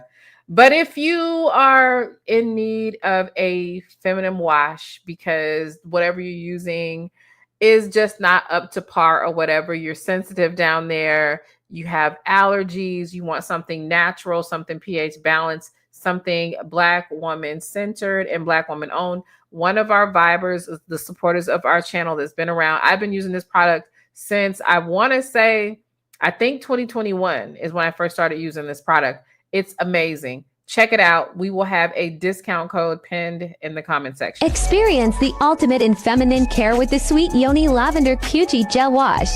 This soothing, lavender-infused formula ensures freshness and comfort all day, elevating your hygiene routine. Click the link and shop now. When she took off those funky-ass drawers, her drawers were so old and so funky that I thought it was a wife beater. That's how stretched out her drawers was. Her drawers were so old and so funky, I thought her underwear was a slingshot. Her drawers were so funky and so stank, brothers and sisters, that I thought it was a wife beater, brothers and sisters. And I don't mean no disrespect. So when she said, "It's my turn," after she got finished swallowing the Shango, she said, "It's my turn." After she got finished swallowing. Why would he say that? Why would he literally say that? Absolutely disgusting and insane for him to be. There was no need to introduce her swallowing anything into the conversation. There's no need to talk about her vagina or anything at all. But again, and to these mammies, these male identified, these weird ass women that will sit up there and act like this is cool. And that, because I got to show y'all, he's been posting the text messages that these mammies been sending him. If you don't think that as soon as you get on his nerves or don't act the way he wants you to act, that he will not be talking about your vagina and your panties too, you're crazy. Okay, I would never let no man sit up there and talk to me about what a woman's vagina smelled like that he was laying up with. Okay, if you laid with her and you didn't like the way she was smelling or it was dirty and you continuously laid with her, that's on you. You're not going to talk to me about no woman's vagina. The Prince of Pan-Africanism, she said, "It's my turn." And I'm sitting there and I'm saying to myself, how do I get out of this? Because it ain't no way under God's heaven that King Kong consciousness face, nose, tongue, lips, ears, or hairline is going anywhere near that cootie cat. Brothers and sisters, listen. Brothers and sisters, listen. She told Pastor Bussy that I went down on her. I'm willing to take a lie detector test. I am willing to take a lie detector test, brothers and sisters. That woman smelled like a dead cow mixed with sour milk and menstruated underwear that was found in a funky alleyway. I lie to you not. She is so acidic. Her yoni verse is so acidic. She needs a baptism. She needs a deep cleanse. She needs an exorcism. I think she got demons living in that bat cave. I think she got demons living in that bat cave, brothers and sisters. And she thought that the world's most requested scholar was going to go down on her. Oh, no. My women got to be fresh and clean. My women got to smell like fresh peaches, fresh daffodils.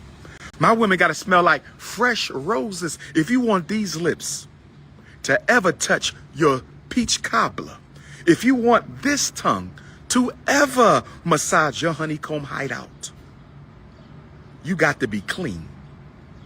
You got to be clean, and she need a deep cleanse. As he sit up there looking like you could tell this man smell like old bacon.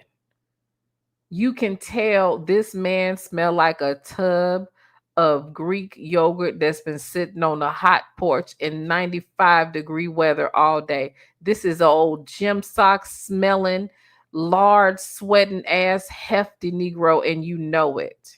Okay? You know it. In fact, I'm going to treat her because I have her address. I know where she sleeps. I have Pastor Bussy's address. I know where he sleeps. I'm going to send her a gift certificate to the Yoni Spa. I'm going to send her a gift certificate to the Yoni Spa. I'm going to send her a gift certificate to the Yoni Spa because whatever she got in her, I don't know how many men she done been with. I don't know. But I've never smelled a woman smell like that. But let me get back on topic. Wow. Let me get on topic with this funky coochie cat Kansas City throat goat. Let me get back on topic trying to destroy me. You picked the wrong one. Kansas City throat goat. The one that you let keep your mother, though. The one that you wanted to care for your elderly mother. You want war? I'm ready for war. Ogun is ready. Ogun is ready. So she told Pastor Bussy, I went down on her. I pledge allegiance to the African flag. That is a lie. She told Pastor Bussy I hit her raw. I pledge allegiance to the African flag. That is a lie. She told Pastor Bussy I get high in order to get intimate. She told Pastor Bussy, the rainbow ganging YouTubian struggle streamer, that Dr. Umar has to get high. Well, she probably meant to say that she had to get high. Okay. She probably meant that. Anyway, shout out to 11747. Thank you, a lady 747. She said you can see his herpes lip bumps on many videos. I see something. Look, it looked like some bumps to me. You sure right about it. Prime Time says Dr. Umar's always sweating, whipping his head. Like, yes, definitely. He is always sweating. And then it's not even regular sweat. Like Dr. Umar's sweat be thick. It be thick. It look like thick sweat. Just, child. Thick, nasty sweat. Before I get busy, I don't do drugs. I don't do dope. I don't get high. But she told him that. A lie. She lied on me like a dog, brothers and sisters. That Kansas City throat goat built like a sack of old laundry. Built like a sack of old, you fat, funky. Let me. But baby, you don't know what you built like. You literally built like a dirty laundry bag. You literally fat. You're every single thing that you're saying that she is. Like, was she built like you? Let me stay within character. Let me stay within character. Only worthy. You are only worthy of shining the Shango, you dusty hoe. You are only worthy of shining the Shango. See, and this is the man that goes on all the podcasts to talk about marriage and relationships and tell black women what they're supposed to be doing and how they're supposed to be viewing black men. And if the scholar, if the Prince of Pan-Africanism, if the child psychologist, if he's going around just using women sexually, what do you think that his followers are doing? Why do you think he blames women for every damn thing? Just disgusting. How we doing there, family?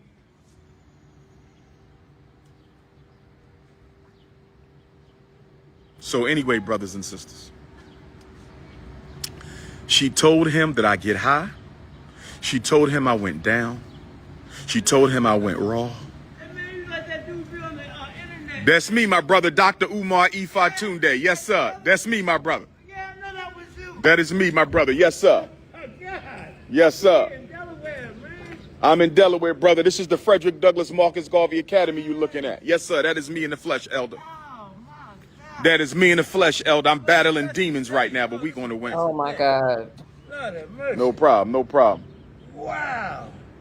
I'm just on my way to help my mom with her groceries. Oh, man, that's beautiful, brother. I take care of my mother. That's beautiful, brother. She's 83. Oh, man, bless her, 83. 93. 93. Yeah, Bless yeah. Queen Mother, man. Man. I pray to God my Queen Mother get to Yes, I watch 93, all your man. stuff too, man. Go ahead and snap that circle, elder. There you go. Wow, One love love, you, man. man. Thank you, man. And bless Okay. your mom, man. Bless Yes. your mom. I'm going to keep you in my prayers for your mom, and you Thank keep me in your prayers for my mom. Man, Thank you, brother. You're really, really intelligent, man. I'm so proud Appreciate of you, man. And you, Well, when we know, get this school you open, tell we're going to be the having all kind of community truth. programs here. My grandson. You ain't be having shit. Didn't I tell y'all his followers are a bunch of window lickers? You can't tell that's a drunk window licker talking to him. I used to take right next door. Boys and Girls Club. Yeah, when Yes, sir. They good people at the Boys and Girls Club. School, but he been having so many problems, and I took him on the side there for his mental health and stuff.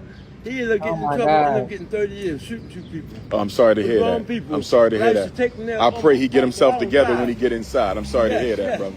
Man, I'm sorry. Well, I can't I'm thank always you, here, man. brother. You can pull up anytime. I'm always here. We had the school for 6.5 years, elder. Wow. 6.5 years. You was part of this? Yes, sir. I'm from Philadelphia, North Right. Philadelphia, born and raised, but this is going to be my new home, Wilmington, Delaware. Oh, man, I was coming here. Yes, sir. Yes, sir. Once we open, brother, this is going to be the place, man. This is going to be the place. Yes, sir. Yes, sir. Yes, sir. Yes, sir. Take care, man. Yes, sir. That's me, brother. That's me, elder.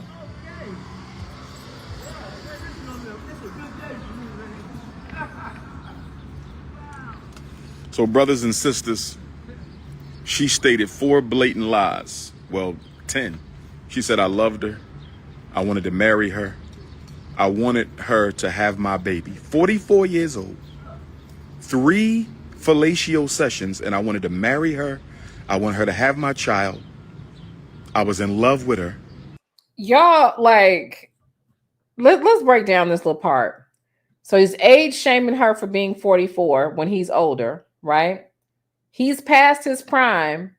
He has made single mothers of 3 different women, but he's basically telling black women that at 44, you're old and washed up, because why would her age have to come into play? Plenty of black women have children after 40 and 50, right?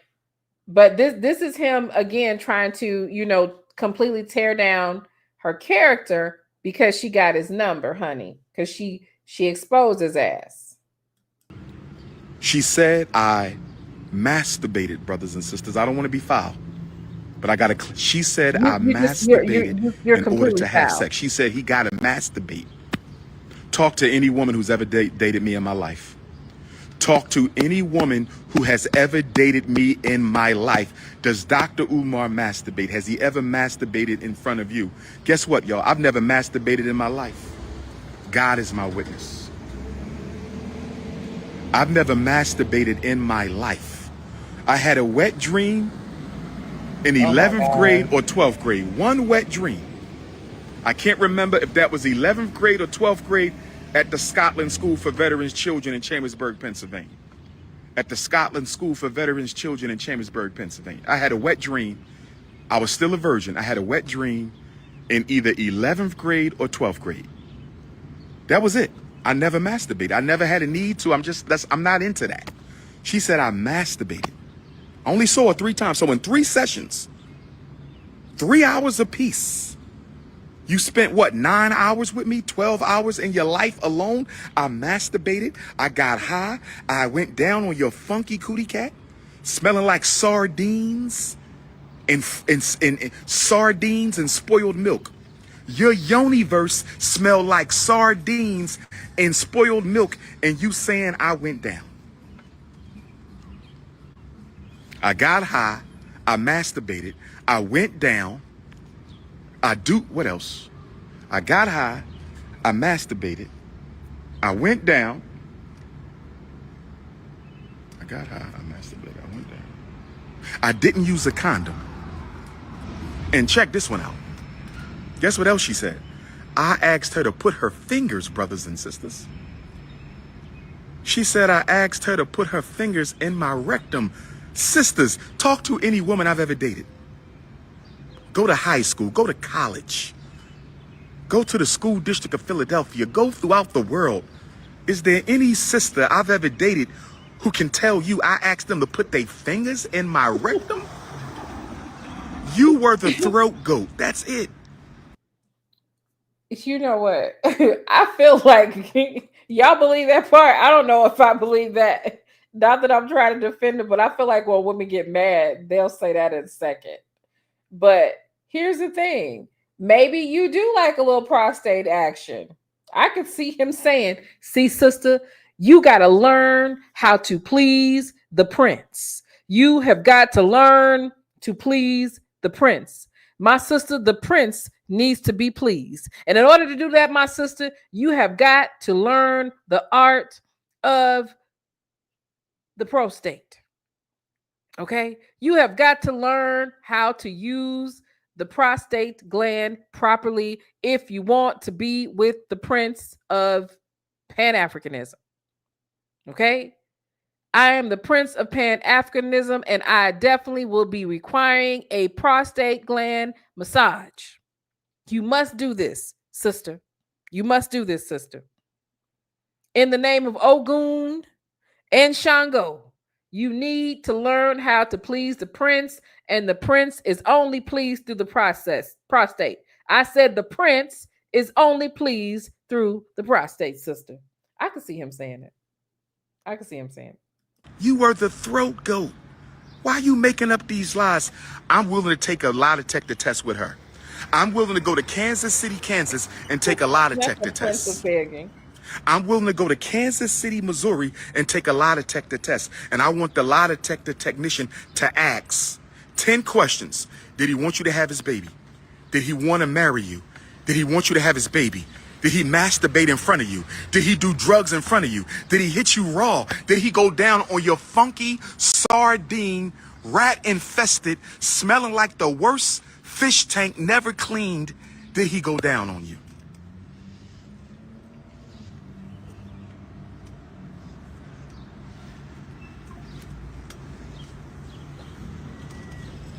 Brothers and sisters, they attacked my mother. You don't talk about nobody's mother. You don't talk about nobody's mother, so I got 2 lawsuits that I got to pay for. I got 2 lawsuits I'm about to pay for. Let me go to Baby Smurf for a minute. I love my child, let me say that. I love my child, let me say that.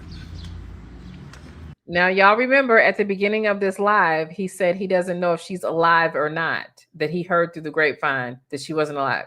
Thank God she is alive. It was a hoax. She's on some attention-seeking thing, right? But yeah.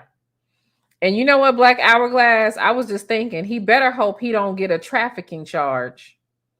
He better hope that, because he did just say that he flew her here. So if you flew her here with the intent of paying for fellatio, sir, you could find yourself in the middle of a lawsuit for trafficking. Okay? You flew her here. That's the transporting her, right? And you paid her for or traded her. Actually, you had her taking care of your mama. Okay? You better hope you ain't violated the Mann Act, nigga. I love my child. Let me say that. I pray to God she's safe. I pray to God she's healthy.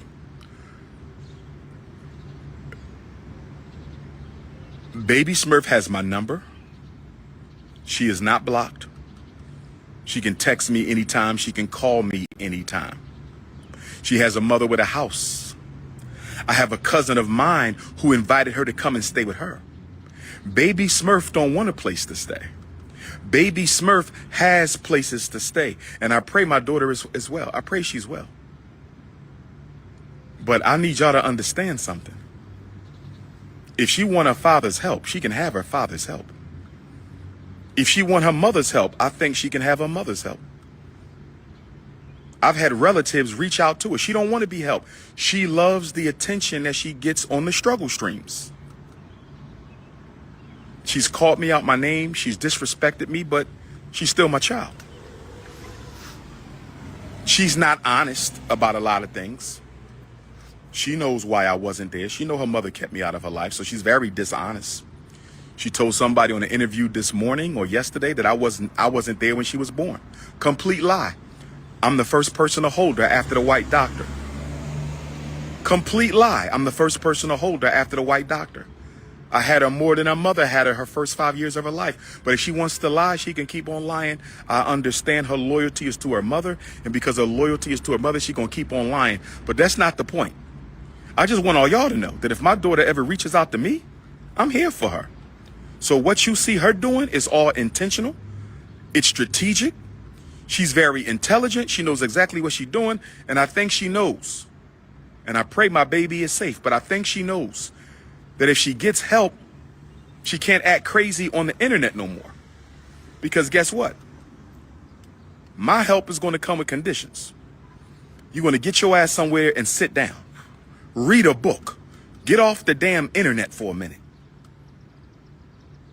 Let's get you enrolled in some classes at the Community College of Philadelphia. Let's get you enrolled in some classes at the Community College of Philadelphia. Let's get you enrolled in some classes at the Community College of Philadelphia. Let's get you at the Thaddeus Stevens College of Technology. You want to do some plumbing, some architects, some auto mechanic. Let's find you a summer job. Can we start with a summer job? I will help my daughter. But it's going. Why she can't work at the FDMG Academy? How come you don't have a job to provide for her? How come you can't hire her? You got a whole school, right? To come with conditions. But what you're not going to do is keep on disrespecting me repeatedly over and over. We're not doing that. Good to see you, young king. Good to see you, man. All right, brother. That's going to have to stop. But brothers and sisters, I just wanted to go live to clear the air.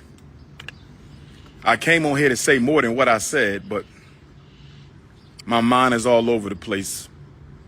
They sent social services to my mother's house the other day, brothers and sisters. Oh, the really? Kansas City Throat Goat and Rainbow Bunny Pastor Bussy sent the social services. They were there twice this week. Social services came out to inspect the allegations made against me. So that will also be included in my lawsuit. There's also something else I want to say. There's also something else I want to say. There's also something else I want to say.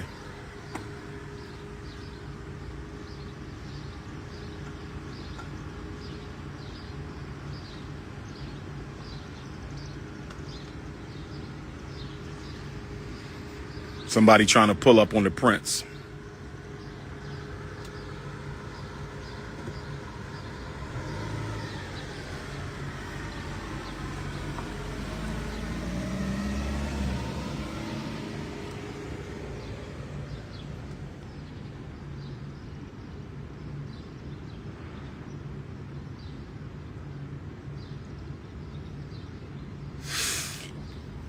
I believe that Siobhan Stone, AKA I'm the original Eat Up the Prince. That's what she called herself in the text message.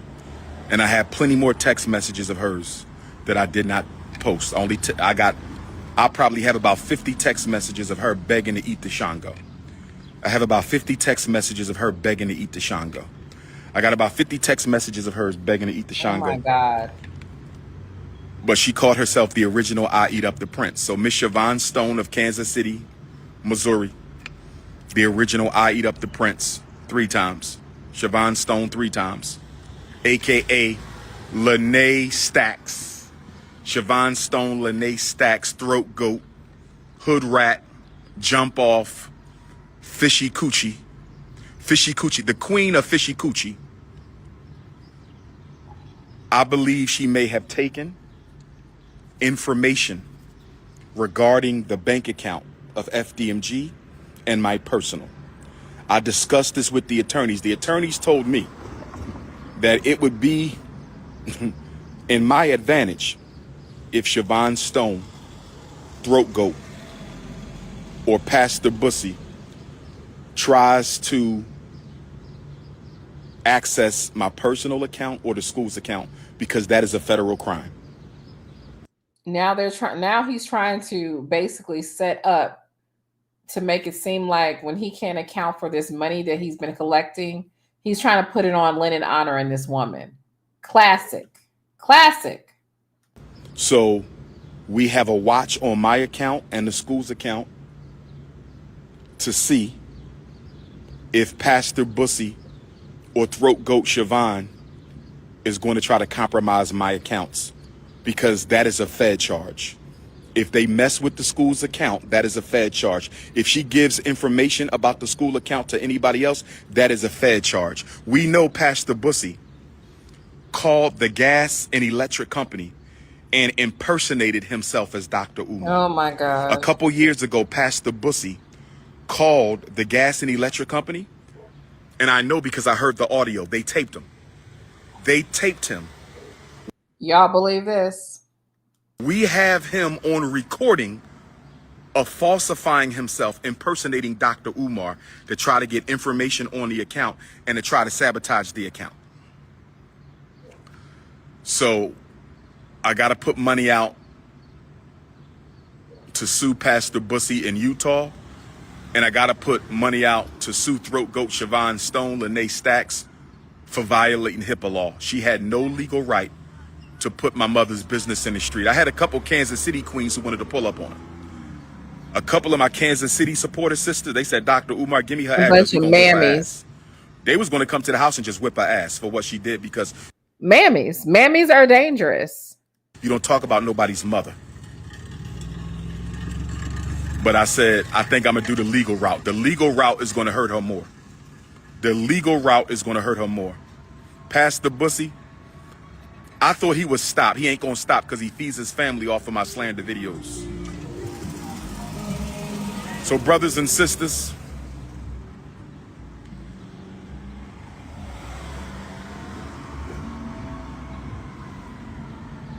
I just want to declare the air. I don't know how 3 Throat Goat sessions turned into a 2.5-year relationship. Brothers and sisters, she's counting from the fact that he keeps bringing that up, like, you would think that nobody acts like he doesn't get a chance to have sex with people. Because, like, why is he still doing this? Why does he keep saying this? Shout out to 11740, a lady 747. She says he refuses to work and owes child support. Exactly.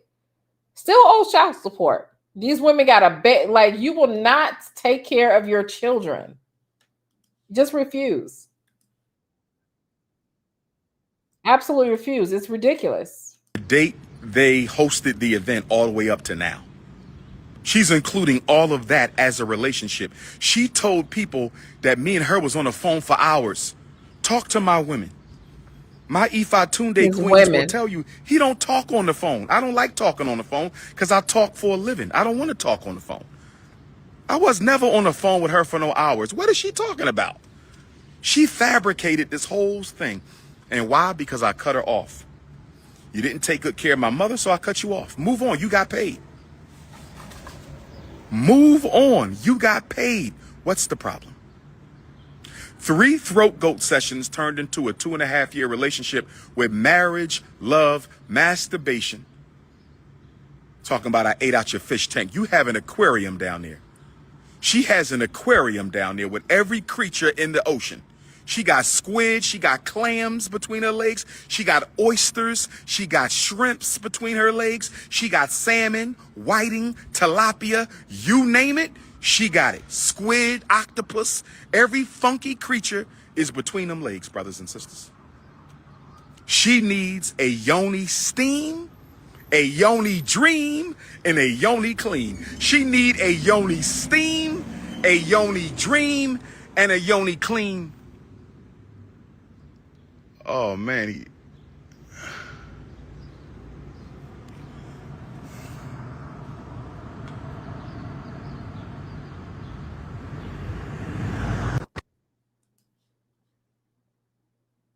been with the prince. He's so freaking disgusting. Like, Primetime, thank you for the super chat. He said Dr. Umar's days are coming to an end. They are. They are. I believe that he might be being investigated by the feds. We just don't know it yet. Right? Definitely. Definitely. A lady 747 says Lennon would never risk his career in life impersonating anyone for info on this pool. And he doesn't have to. This guy puts all of his shit out there. Shout out to Sexy RN, CCRN. She said, how does a lover violate HIPAA? His lawyer must have gotten a degree from Temu. By his own admission, he allowed her to perform a sex act. Exactly. Stupid ass. Sister Stacy, tap in with the prince. Going once, going twice. Where you at?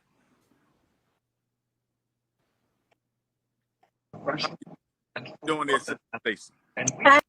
I'm fine. How are you? I'm doing well, and I want to apologize to all black. You know what? This I can't with this mammy. Do y'all want to look at some of the interview that the lady did over on Lennon's? Because look, I can't listen to this mammy up in there grinning, ready to defend this fraud at all. Like, it's just crazy. It is crazy to me. Let me know if you guys want to put that through or not. What you say, Asia girl? Asia said he's motioning the plug where to make the drop. Right. All right.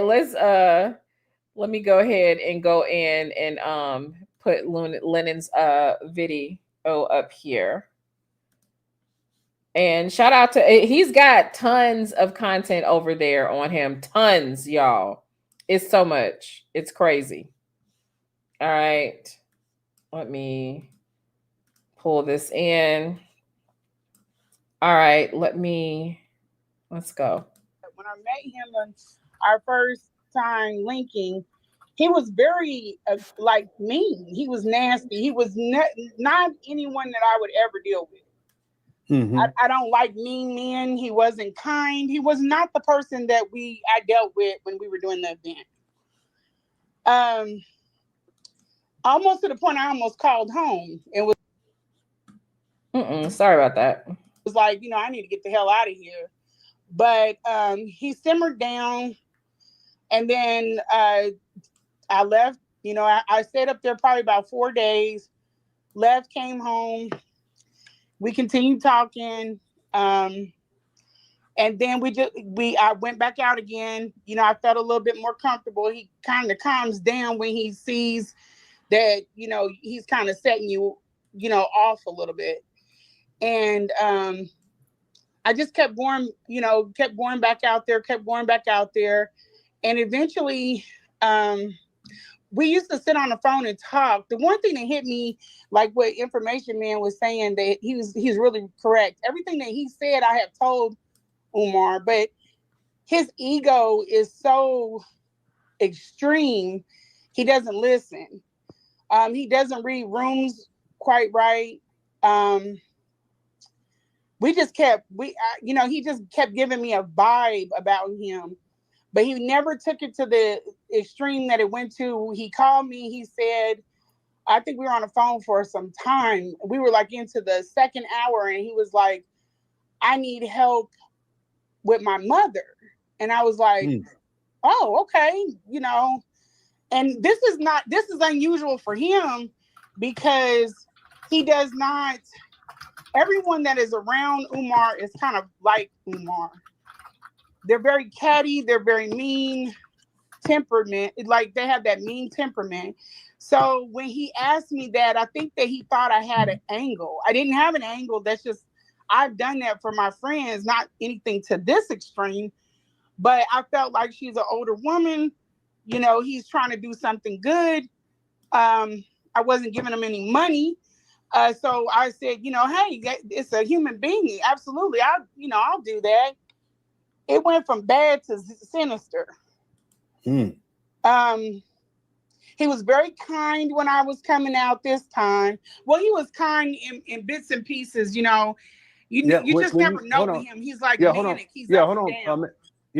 Ma'am, when you say when you came out that time, when you say come out, you mean you're going to Philadelphia? Yeah. I kept going from going back from where I am to Philly. I think this is probably like my 5th trip. So then I get there. I know everything. I get to the hotel. And he comes to the hotel and he takes care of. Did he pay for the hotel? Yes. Yeah. Okay. He paid for the hotel. And then where I work is kind of why I don't have the camera on because I work for the government. I had to take time out of my schedule, you know, to go out there and help him. So I think this time, without looking at our back text, I think I was out there maybe 2 or 3 days, maybe. And I just was taking care of her. Like I had stuff I hadn't even been able to do for my own mother. So she out here taking care of your mother for a couple of days, but now she's the throat goat. She's a jump off. She's a hood rat. She's this, she's that. Crazy. And he was nasty. He was just the nastiest, vile, like sinister person. He kept trying to reduce me in that space. It was like he needed me to, and then let me tell you when I got to the house. He is not somebody that gives you full disclosure. So you're always feeling like you're on a fool's errand. You never get everything up front. Like, give me all the information up front. I can man myself.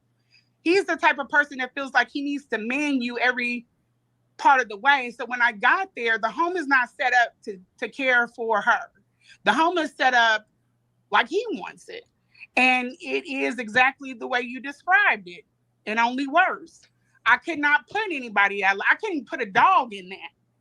Can you describe the home? I'm sorry? Can you describe the home?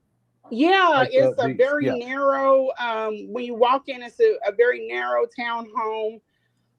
It's narrow on one side and has like a wider staircase going up the side. They're all connected, like what you said, they're rows. He let me know that when I came, I needed to be very quiet. He doesn't want the neighbors to know you're coming or going.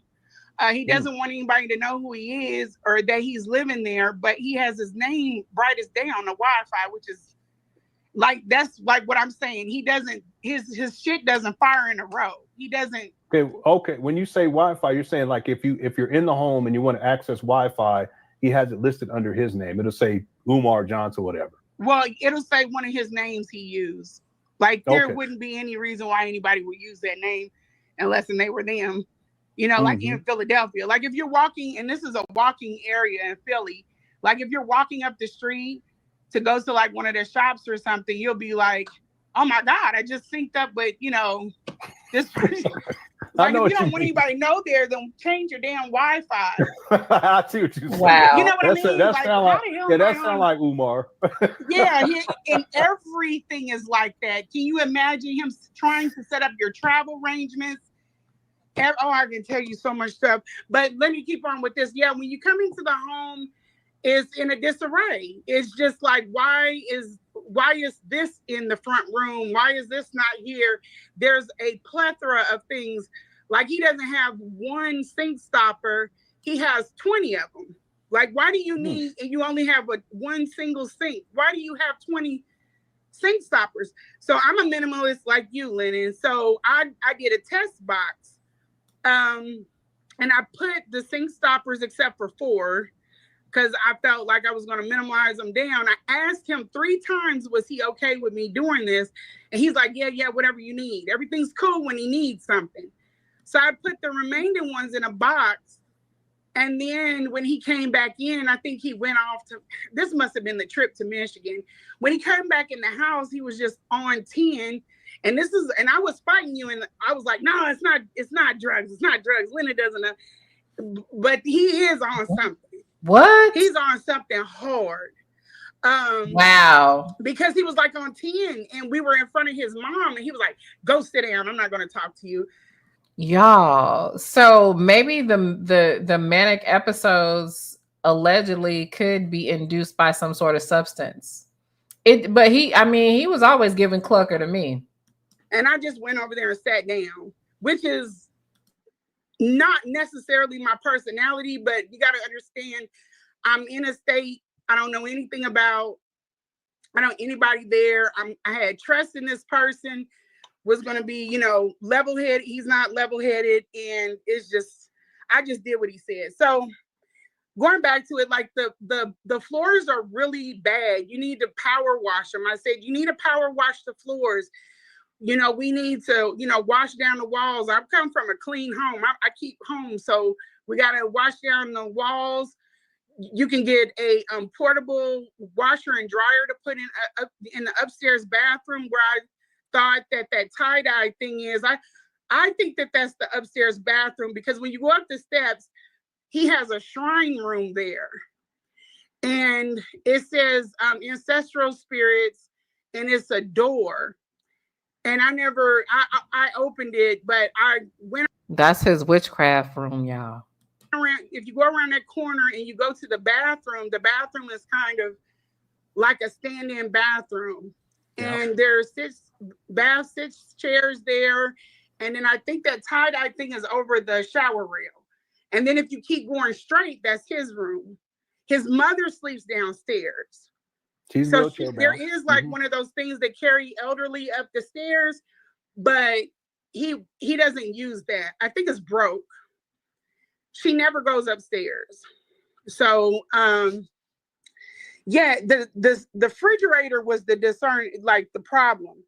So he wanted me to give her like these 5-star meals, which I am more than happy to do for her, but he didn't have the type of groceries in order to fix the meals that you need to fix in order to give her that type of, So you could tell he was kind of like getting information from and buying food, because none of the stuff matched. He had way too much food in the refrigerator. It was like, and then the refrigerator hadn't been cleaned in years. In years. Wow. I'm not exaggerating. In years. So the first thing I noticed is that he had like cleaner mixed in with her apple juice and her pineapple juice. There was like, it looked like how you go to a Why would cleaner be mixed in with her juice? Like that, like, I don't really understand the context. Is he trying to harm her? Why would cleaner be mixing with her juice? Or is she saying that they're all in the same space, or you know what I mean? Like, I don't get that.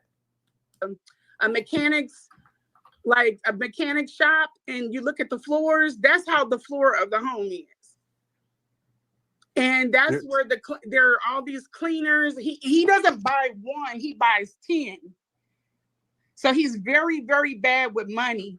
He doesn't know what to buy. He just buys everything. Like, he doesn't have 1 or 2 cayenne peppers. He has like 30 of them. And then he doesn't have things that you're supposed to have. He has a huge thing, which he called me about this. It's probably about the size that you would put winter coats in, those big plastic container things full of just tea. And he called me. He was like, where is the tea at? What did you do with my tea? And I'm like, the tea's in there. How can it be? missing. It's huge. It's bigger than the dining room table. What are you talking about? And just left it at that. I know this is not like all put together, but this is like off the top of my head. But he does have a cleaning service that picks up the laundry, and I was saying that.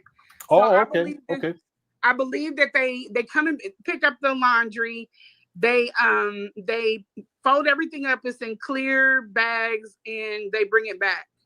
Okay. But there is an abundance still there. You know, her checks or her I think they're called diapers. If those aren't on correctly, she can have an accident. So there are times when I had to take her out her nightgown or change her bedding, and then you have to hang them in the bag so that they can dry, because there's no wash machine that you can just take it to and put it in. You know what I mean? Jermaine, if you don't get your mama a washer and dryer in her house, so you won't get things piled up. It's a bad situation. It's a really bad situation. And it just got worse. We got into, every time that I left, I went out there, I think 3 or 4 times to take care of her. She was fine, but she has dementia. And explaining dementia to someone, he's like, no, she doesn't have it. I'm like, yes, she does. And she has to be changed 6 or 7 times. So me and her are sitting there laughing and joking, and I get real sad because I'm like, oh my gosh, she doesn't even know why I have to go in and change her and make her upset, because she hates being changed. She will fight, she will cuss, she will she gets upset. She does not want to be changed, but you can't leave her like that. And he has a camera up. It's a very obnoxious situation. It's not set up for the person taking care of her. It's set up how he wants it set up. Everything's out of order. You don't know where it is. You're trying to hold the pull up on her, and then look for more wipes, because nothing is where it's supposed to. It's just complete disarray.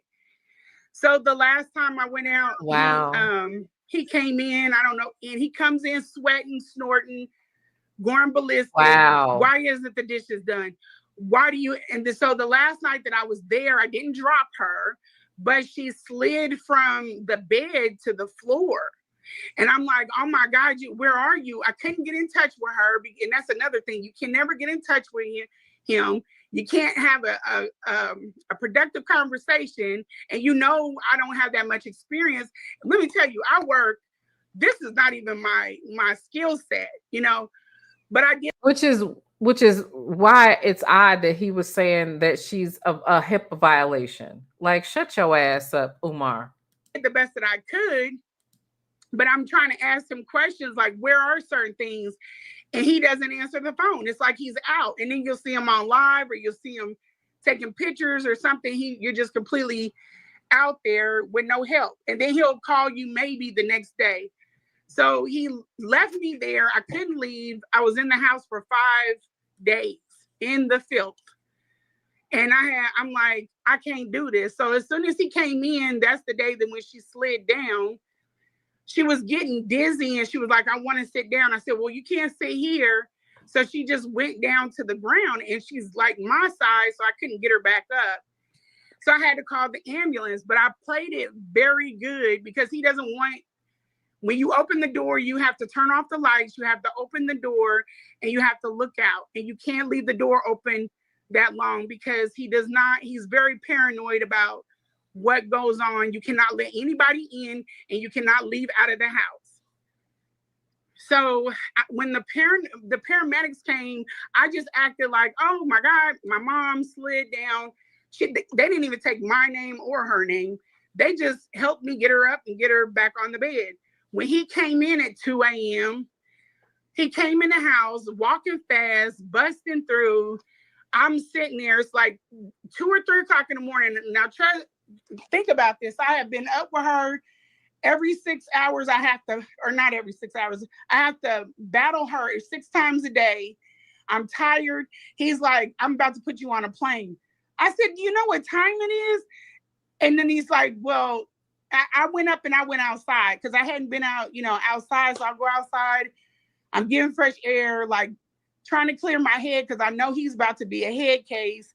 And then I come back in the house. He's walking fast. He's like, "You got your stuff together? You ready to go? Are you ready to go? You ready to go?" I'm like, "What is wrong with you? Like, what's going on with you?" He hadn't even took off his stuff. He had already wiped her, put a pull up on her, and he was like, "Are you ready to go?"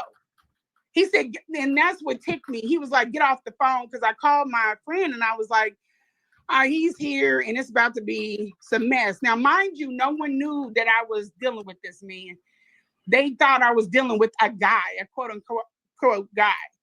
So when I was coming out from outside, he was like, "Get off the phone." And I said, "I'm gonna call you back." So I got off the phone. I said, "Don't talk to me like that. What do you need? Like, what is it?" He's like, "I'm about to put you on a plane." I said, "Well, it's 2, 3 o'clock in the morning." And he was like, "Do you have your stuff together? You ready to go?" And I was like, "Yeah, I'm ready to go." Because at this time it's 5. I've been in a house for 5 days. I'm willing to go anywhere. But he didn't say, "Hey, I know you've been, cleaning up somebody. You got urine and whatever else on you. You look crazy. Do you want to get yourself together first?" None of that. He was just like, "Nope, it's time to go. You got to go now." I was like, okay. So I left and went through Wow. the airport looking crazy, smelling crazy. I've never went outside like that. And he didn't care. He was like, "What are you upset about?" I'm like, "You don't realize what you don't. First of all, you didn't even want to talk about what happened. He didn't care that she slid down. That was like a big deal that he doesn't care." We've had other incidents. We just had so many incidents where he was like, "I hope you don't have men in the room that I'm paying for." And I'm like, "I don't have any men here because I don't know anybody here." And he's just obsessive. He's very obsessive about things. He's very controlling about things. And then when you don't do what he wants, he cuts you. He basically stops talking, and then he'll pop up with something else. And it is, it's just what it is. It's a mess. You can't ask him. You can't ask him anything about anything because he doesn't want to talk about it. He was with the perfect person to get that school up and running. We never had a productive conversation about the school or about anything else that he was trying to do. When I talk to him, he says I'm catastrophizing things. I'm not catastrophizing things. I'm trying to get ahead of a problem. He likes to let things go until they fizzle out of control. When his daughter came out, I was at his house. I knew nothing because I'm not an internet person. I didn't know anything about it. And he was like, "Well, my daughter outed me this morning." And I said, "Well, what are you going to do?" And he's like, "I'm not dealing with it." I said, "Oh, you got to deal with it." Something's wrong. Something's very wrong. His anger and his followers have made him like that. He doesn't care about them. They called from the time when I used to come up and visit. They would call, they would text, he'd smack his teeth. He'd be like, "I'm not dealing with that right now." He'd get into it with people. He's been in so many altercations or has so many issues with people. It's just unreal. It's unreal. He's a liability. He doesn't keep you on your toes. I didn't know if the family was going to show up at the house when his daughter came out. I'm calling him back. I'm like, what do I need to do? And he's just like, he doesn't care. If anybody, his brother could have showed up, anybody could have showed up. He doesn't care. That's him. All right. Well, there's a lot of questions in the chat. Do you mind answering a few of these? Yeah, I can't see the chat, so I'll go back in there. No. I've been typing them out. Okay. So the first question, this is a question I want to ask, just so that we have clarity on this. Were you intimate with Umar? Was it like a relationship thing? Yeah, I didn't want to marry him. He wanted, I don't know what he wanted, but he wanted me to have a baby, and I don't want that. I didn't want anything with him like that. It was just supposed to have, be fun. You know what I mean? And I didn't know he lived like that. I didn't know he acted like that. None of that stuff. It didn't get really bad until I got to the house. Once I got to the house and he said, "You with me now?" And nobody else has been to the, I don't want to say that level, like it's somewhere to aspire to, but nobody else had gotten that close to him. So I think he thought something else was going to happen that wasn't. Okay. He wanted us to rent a house together, and I was okay with that on a roommate situation because they had a dual serve, but I couldn't deal with him. I felt like if I got him to a clean environment and I could set the house up, he would be more productive because clearly he can't run a household on his own. Girl, look, do not climb Mammy Mountain for these men. Don't do it. Don't do it. Yeah. Yeah. How long did you know him? From the time where you met him until, I guess, the last time you were there to help out with his mother? So this December the 23rd, no, I'm sorry. December the 3rd was the event. So I knew him probably since November of 2023, I'm sorry. Okay. All the way clear up to, well, he knows now. Okay. Yeah. How many times did you go out there to Philadelphia?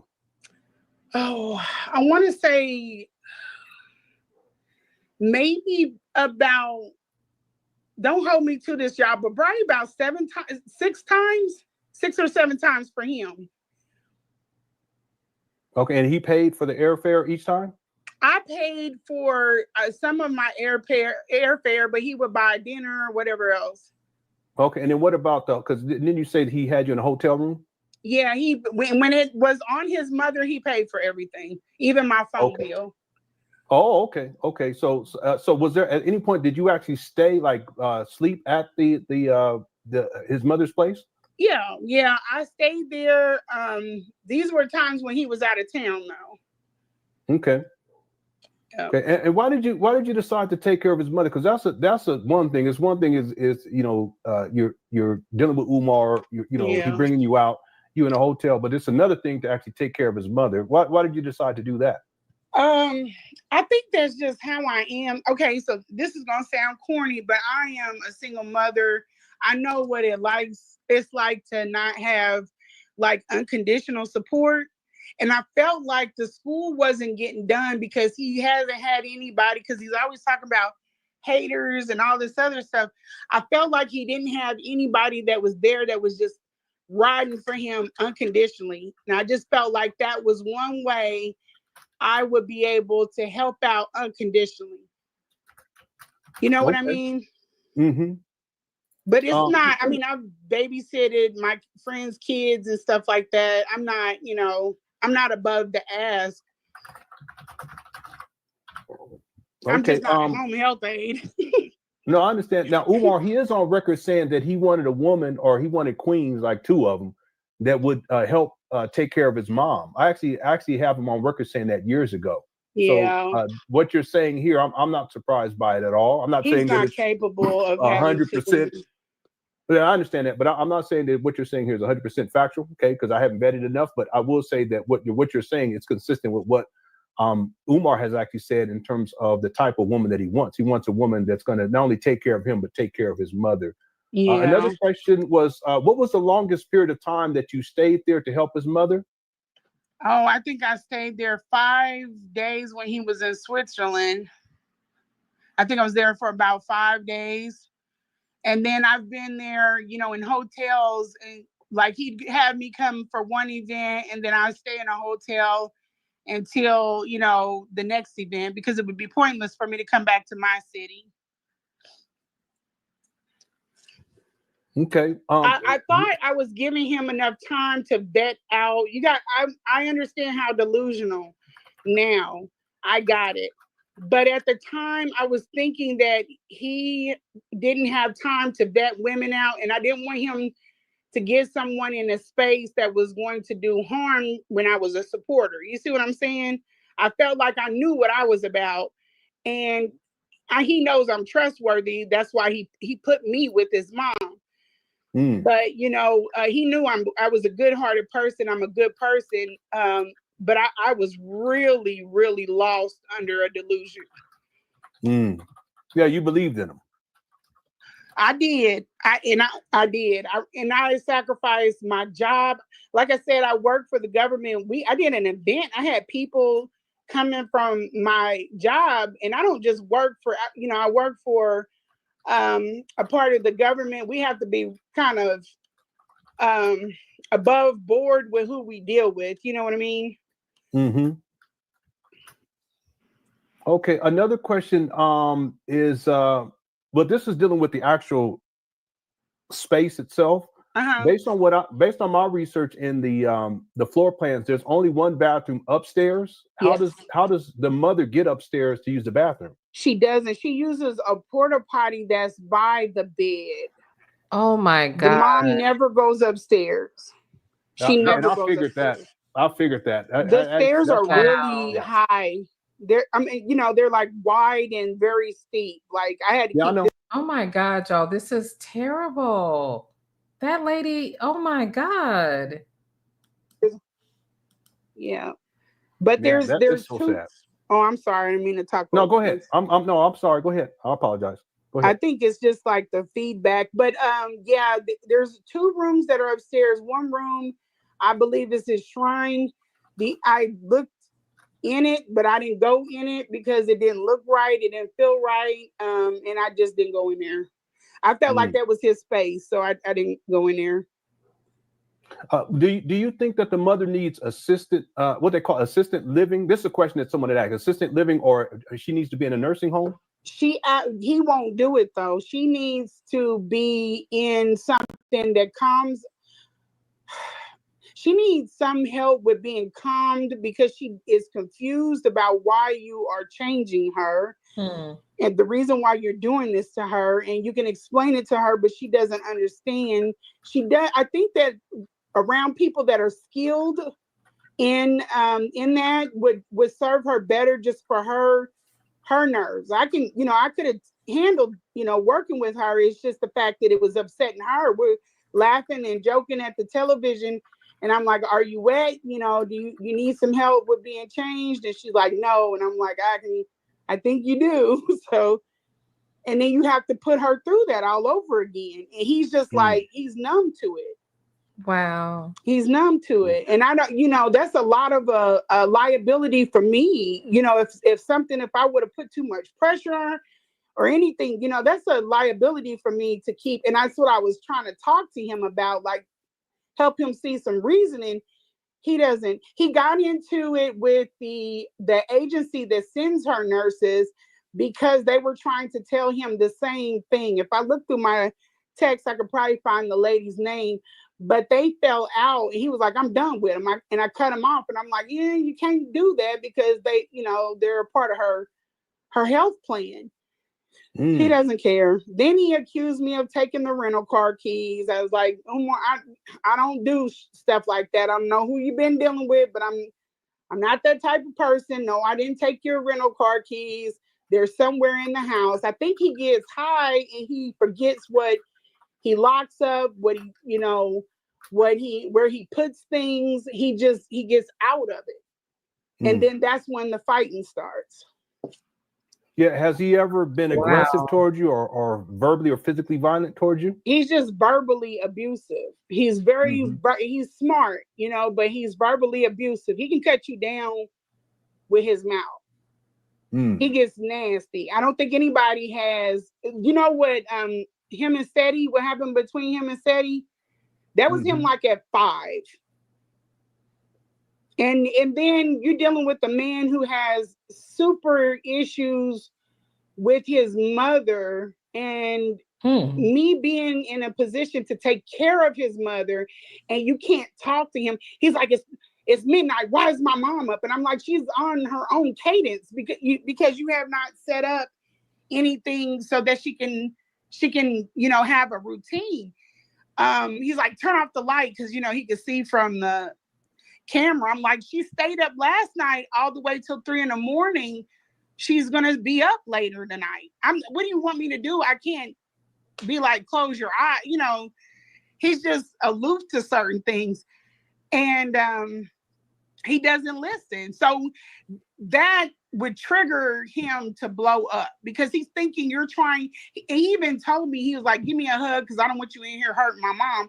And I'm like, who the hell do you think I am? Wow. I don't need this space. You need help. I don't need to be here. If you feel like I'm going to do that, send me home. I would never do that to anyone. I'm not that type of person. So that put me in a space of a liability. You know, I was talking to my best friend. She was like, yeah, no. Because, you know, he can get weird and he'll hurt you about his mom. And I was like, yeah, I'm starting to see that. But he kept calling me back out to take care of her. How did he treat his mom? Did you observe him in his treatment verbally and in terms of taking care of her? How did he treat her? Directly, he treats her, you know, very good. It's a very kind of, in my opinion, kind of like, I don't want to say like with the sexual innuendos, but it's very Norman Beatty. It's not, you know, if you have a healthy relationship with your mother, it's over the top. It's really over the top. And I was like, well, she needs a sliding board because I can't lift her, because I was doing research on how to take care of her. And he was like, anything from mom, anything that she wants. And I was like, okay, well, then she needs a sliding board. And we need to start cleaning up this damn house, because if I fix her food out of that refrigerator and she gets like E. coli, she's like a baby. She, you know, that could really hurt her. He said, oh, go ahead. Yeah, real quick. Were there roaches or anything like that inside of the home? I didn't see anything like that. From the time, the only thing that I saw were the flies, and I attribute that to like if he was doing sacrifices, and if you're not cleaning up properly, you know, that could turn. Sacrifices? What he was doing? Wait, what is she talking about, y'all? The flies were for this, like what? Girl, huh? Into something else. But I never see. What did you see dealing with this sacrifice stuff? I know you said you looked and he had a shrine or something like that. Did you see anything else? I didn't. I know that there was some stuff on the back patio. So he was doing something out on the back patio when I was going out there. He was doing his sacrifices, maybe out there. Okay, what did you see? So you're saying you didn't see him doing any sacrifice, but you said something was going on that was, I guess, I don't know what because it's like winter and you have flies. Like what is that? I don't understand. Like these are the colder months. Why do you have fly tape up hanging from the ceiling? Or, you know, there's flies going around. Like there's something somewhere not right. You know what I mean? Yeah, but it could be just because he hoards. You know what I'm saying? It may not necessarily be that he's sacrificing. It could be that, and he may be, because he's talked about doing sacrifices in the past. But yeah, it could just be just all the, you know, the living conditions themselves, the filth and stuff. You know? Yeah, and I'm Eva too. So on the back patio, it just seems like he was trying to do something out there, but I'm not sure exactly what it is. I mean, and it could have been something small. It could have, you know, I don't know. I don't know. But I never saw anything like something that needed to be properly disposed still sitting out, if that makes any sense. No, I understand. Did he pay you? And how much, if he paid you, how much did he pay you? He did not pay me regular, but he paid me for like one setting. It was like $1,200. Okay. Yeah.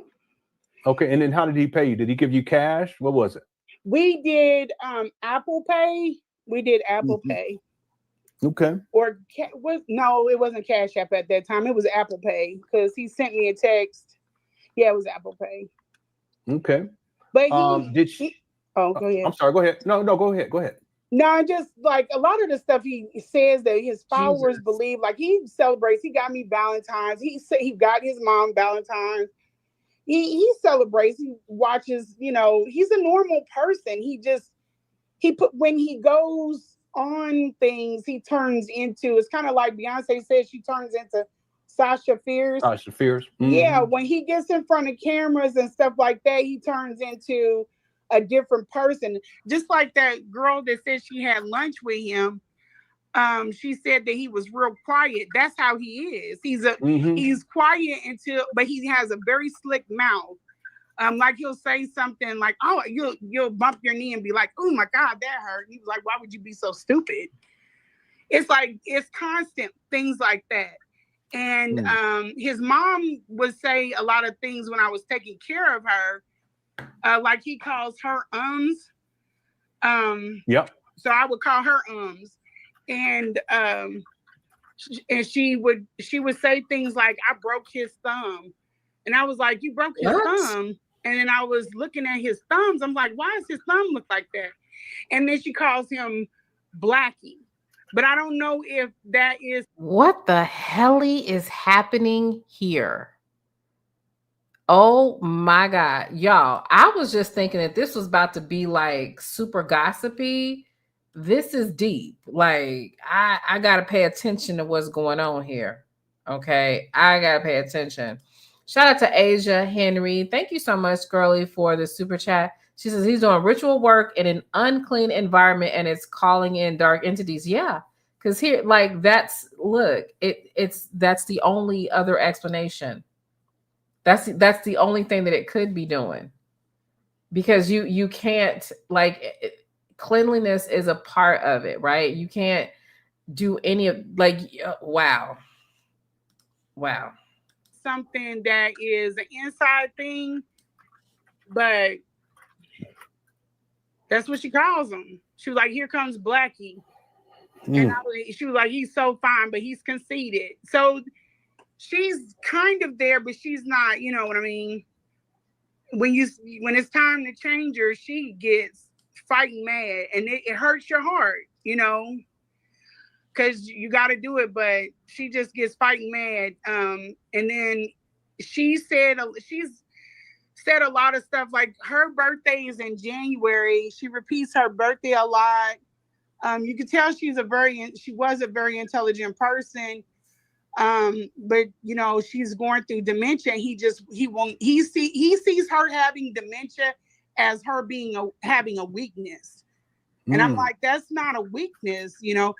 I don't think he has any plans of going to Africa. I know some people were wondering, is he going to take and sell the school? He's going to run off to Africa. He said that he didn't want to take her there because of malaria, for her, a chance of her getting malaria or something. So I don't think that's the end game for him, but we've been here all day. It's like, well, listen. Yeah, let me say, I have a whole lot more questions. How much time do you have? Yeah, go ahead. I'm sorry. I'm just okay. No, no, it's perfectly fine. I just want to respect your time. Did you ever try to get help dealing with the mother situation? Because it sounds like it was really, really bad. He did not want me to. I asked him, I said, I have this girl that I work with. I trust her with my kids. I said, she's taller, because I'm not that much bigger than his mom. She's taller, she's kind, I trust her, and she's quiet, you know. And he was like, I don't use people I don't know. He was just he kept telling me, nobody has been next to my mother. Nobody has been next to mother. And I'm like, you know me, you know, I'm going to take very good care of this woman. I take very good care of you. So just leave it be. Don't stress it. I don't know what his problem was, but no, I couldn't get any help from anybody. He didn't want nobody in the house. Even if there were packages, he was like, open the door, get the package, and hurry up and shut and lock the door and turn on the light. Don't talk to the neighbors. Don't talk too loud. I couldn't have certain conversations unless I had them in the bathroom. And that's why I said also, I think that he was in the bathroom. He doesn't talk all around the house on the phone because the walls are very thin, and the people next door, he said, I don't know if they know who he is or they don't like him or he's already been into him or something. Yeah, I would think that they would know that who he is by now, though, because he's been there since or at least 2020 was when we first started seeing him inside his mama's house. That's about 5 years. I'm sure they probably, if it's the same residence, there could be people moving in and moving out. Yeah, because even at the hotel, he was like, when he came to the hotel, people knew who he was, and then there were I think that even the workers, they kind of got used to me. They knew who I was there with, so they would do certain things. Like I would get certain things, and but he thinks he's in hiding or something with ball caps and hoodies, but you know, people know who he is. Yeah. I don't know. What about the apartment itself? Did it smell? It did. You get used to it. You get used to it. Yeah. What did it? I mean, if you can give it a, I don't know how you would. It's indescribable. It's like, oh my God, it's indescribable. It's really bad. It smells like, it doesn't even smell like old people. It smells like a mechanic shop, like a mechanic shop and baked bread. But he has a lot of food like open, like there's just a ton of food in there. It's a ton of food, but it has a very stale type of smell to it. It's indescribable. And I can't just everything, all of the product, all of it is, it's like he doesn't have one bottle of deodorant. He has like 30 bottles. And it's with everything. It's a massive, massive amount of stuff. It is a massive amount of stuff. It's like they're living in it's like they're living inside of a storage unit. Oh my God. Yo, Umar has a history of that though anyway. He really does. Yeah, he put me on the thing to do the furniture for the school. And he was like, well, we just go to Big Lots and we'll get some furniture. And I'm like, no, Umar, you can't buy furniture for a commercial building from, like, you have to get high traffic furniture. And he's like, why? Why do you have to? He just doesn't have common sense. That man does not have common sense. God gave a rock. Wow. He is not an intelligent person. Peep her energy. You can tell, like, as she's telling this story, like, parts of this is traumatizing to her. Like, you can tell that she's reliving the smell of the house. And in here, where she's saying that he doesn't have common sense, you can tell that it's not that she's trying to drag him, like she's like experienced this, like he's dumb as fuck, is basically, you know? Tell him you can't use bleach in the school. Why can't I use bleach in the school? Because you can't use that on some commercial, surfaces. It'll turn it yellow. I hadn't been in there, but I was trying to tell him he wanted to get scouring pads, the sand down plaster on the wall. And I'm like, no, you can't do that. Most people understand the integrity, of the scouring pad. It's going to unravel, He just doesn't have common sense.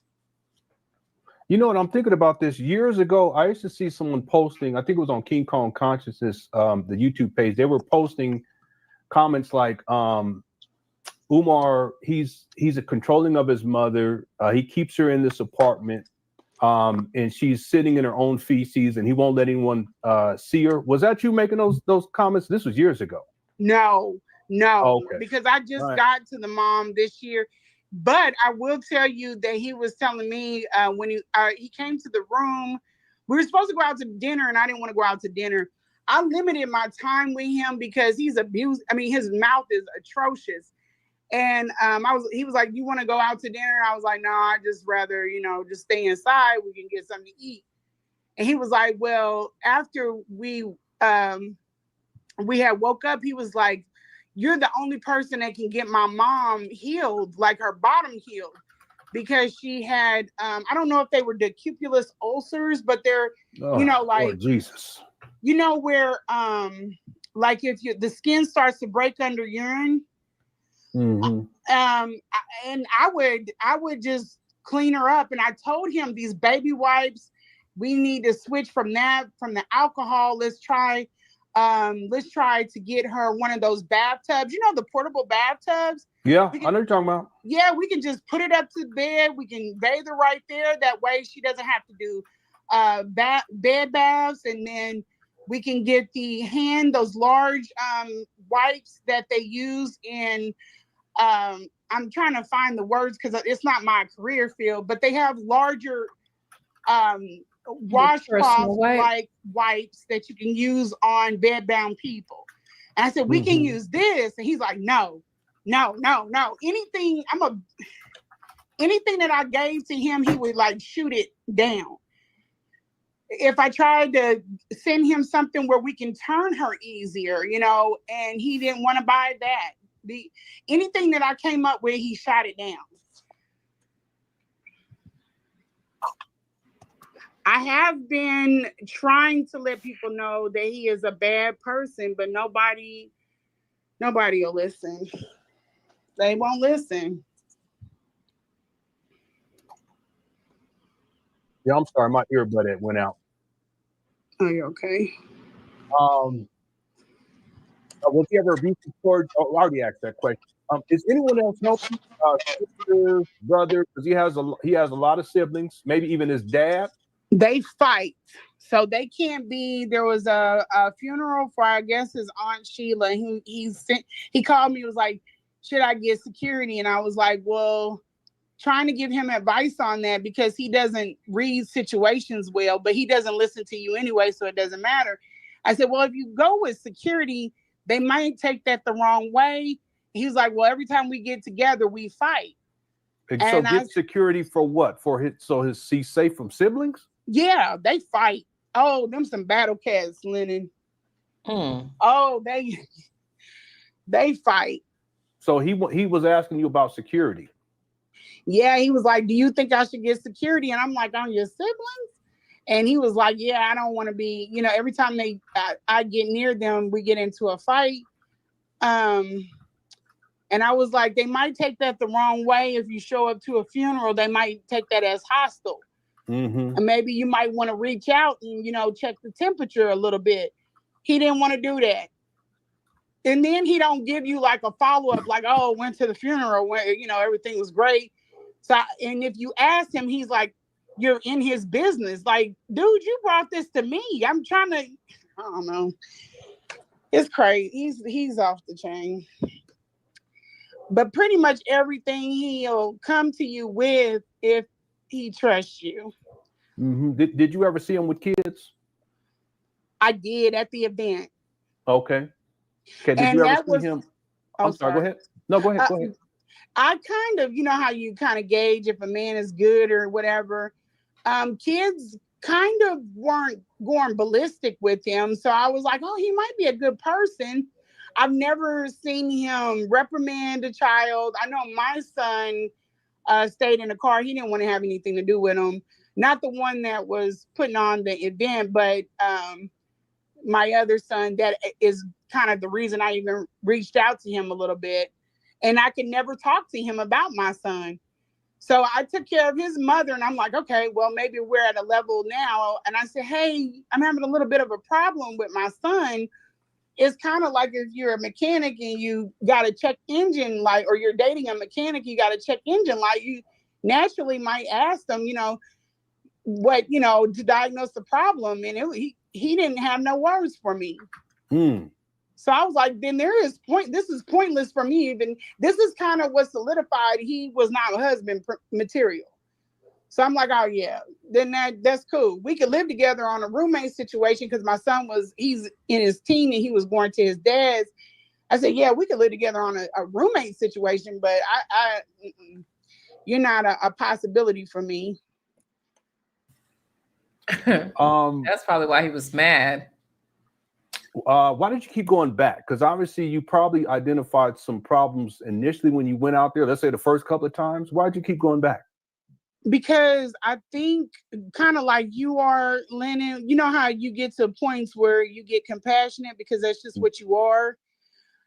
I think that's why I felt like if I can just prove to this guy I'm not here to hurt you or to harm you, he will let, because he kind of makes you feel like he was brought up under strategy or really bad pretenses.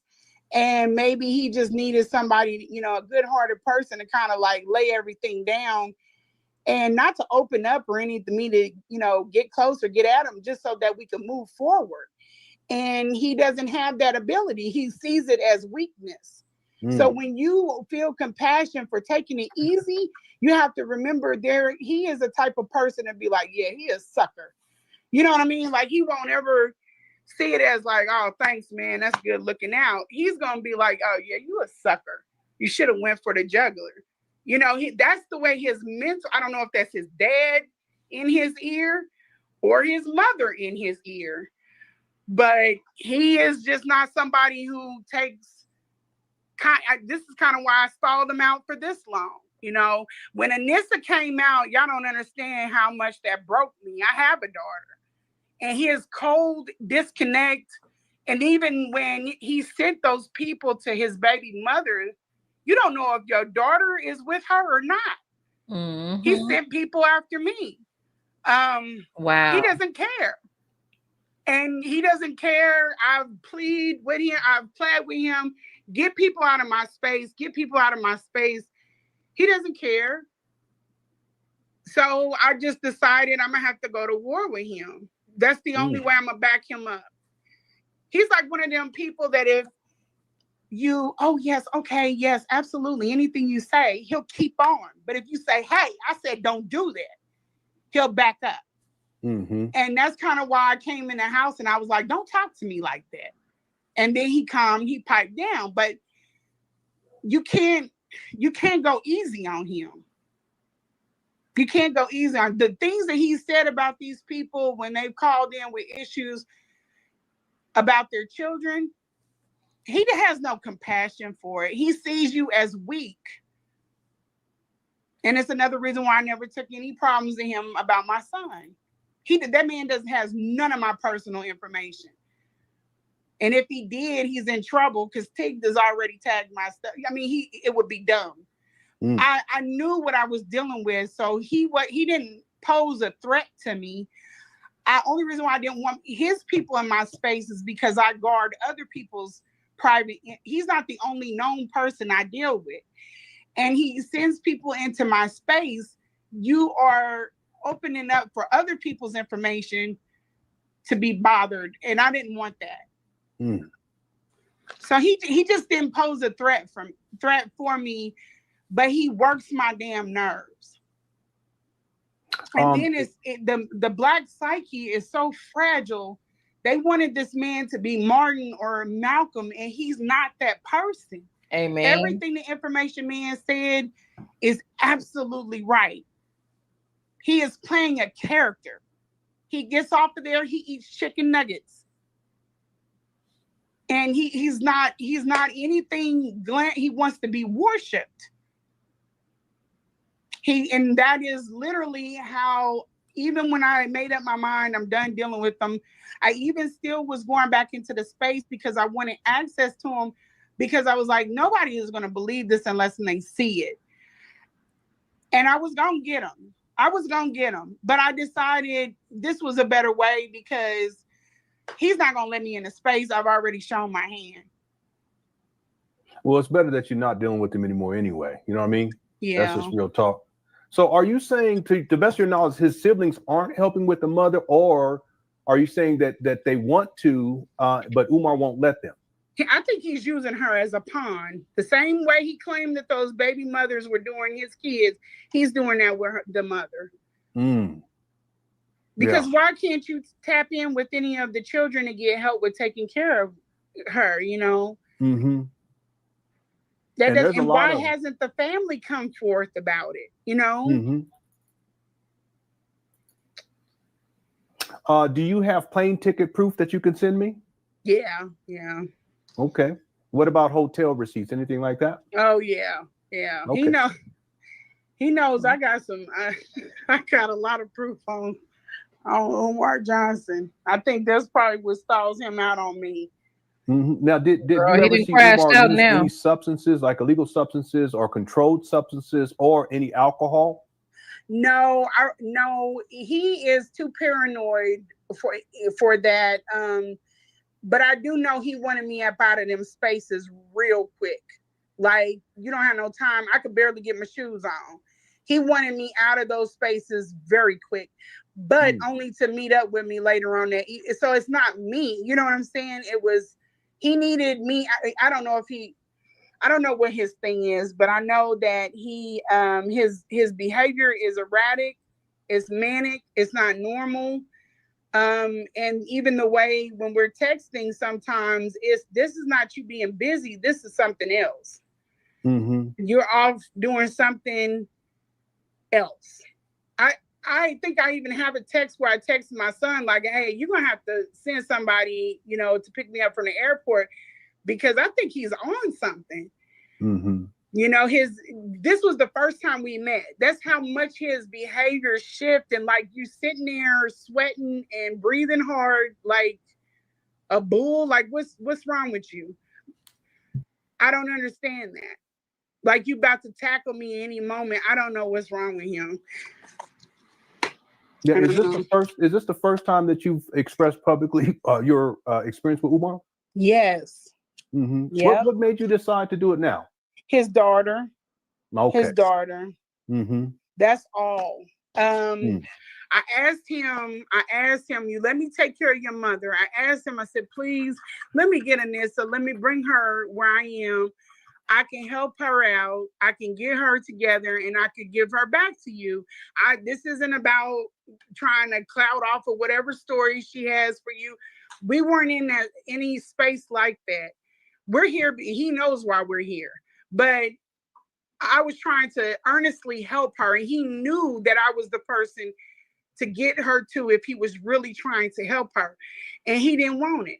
And that's your baby, that's your daughter. And when she got in that fight in Philly, and even when she checked into the mental hospital, I'm like, that's your profession. If you can't even show up for her as her father, you can't show up for her as a clinician. Yeah. That's a disconnect. I know I ain't got nothing coming. So yeah, I'll go to his neck. Yeah, real quick, just for clarification purposes, when did you first start dealing with Umar? Meaning when he came out, and then when was the last time you dealt with Umar? I gotta look at the phone records for that. Let me see. I've been spazzing on him since probably about all month. He sent me the last text I got from him. What day is this? I can't even see because I done put all these notes. Was it June 17th? Well, June 17th, I had an issue about someone sending me a threatening text from 215 number, 215s, 267s, all of those. I keep getting people texting me, threatening me. And he said, not my people, random men you meet, which is, people know me, know that's not true. The very first time I dealt with him would have to have been in maybe November. Without me, I've been texting this man like 50 texts a day we just talk on text. That's literally how we talk. Maybe 2023, and I've probably been out there. The event, I know that the event, you've used some of the footage from the event. That was December the 3rd. And then. And what event was that? It was an event in my city where he came. He wanted to do a book signing. We did an event, and I offered the space really to Black vendors. I was trying to get them in a space so that they could sell some of their merchandise. So we had an event that was December the 2023. So since 2023 up until June the 17th, and I cut it off 2 days after that. I've been trying to get in touch with you, Lennon. I sent you a couple but there have been from random things because I was trying to keep him off of my trail, but I sent you a couple of emails. I don't think that you got them though. Because some of that asks too. Did Umar ever ask you to sign timesheets for caring for his mother? No. Okay, so it was just he asked you to do it. You decided to do it. He did send you. I think you said $1,200. Yeah, I have a few payments for $1,200, one for $6 something. I even offered to take care of her for free. Yeah, at any point did Umar or did you take her to the doctors to get checked out? No, I never left the house with her, and I wonder about how often she leaves the house. Because I was in there 5 days. I was about to pull my hair out. I was in the house 5 days, and I don't know if she left the house anytime after that. That's a long ass time to be in the house. Yeah. Not your house, maybe not my house, you know. No, I understand what you mean. I know what you mean. Yeah, does he have power of attorney over his mother? Yes, he does. He has to for some of the things. Like he takes her to, that's why when he sent me the text, and I have that in case he tries to say that never happened. He sent me a text claiming that I stole the car keys and he can't leave because his mom has a doctor's appointment. But you never know what's a lie with him. You know, he lies so much. He lies so damn much. He sent me a text telling me he wasn't going to be back on time. And he forgot that he had already made an excuse previously for why he wasn't going to be back on time. So and here's another thing. I don't know if this is from flying around all that. He needs to go and see a neurologist because he does not remember things.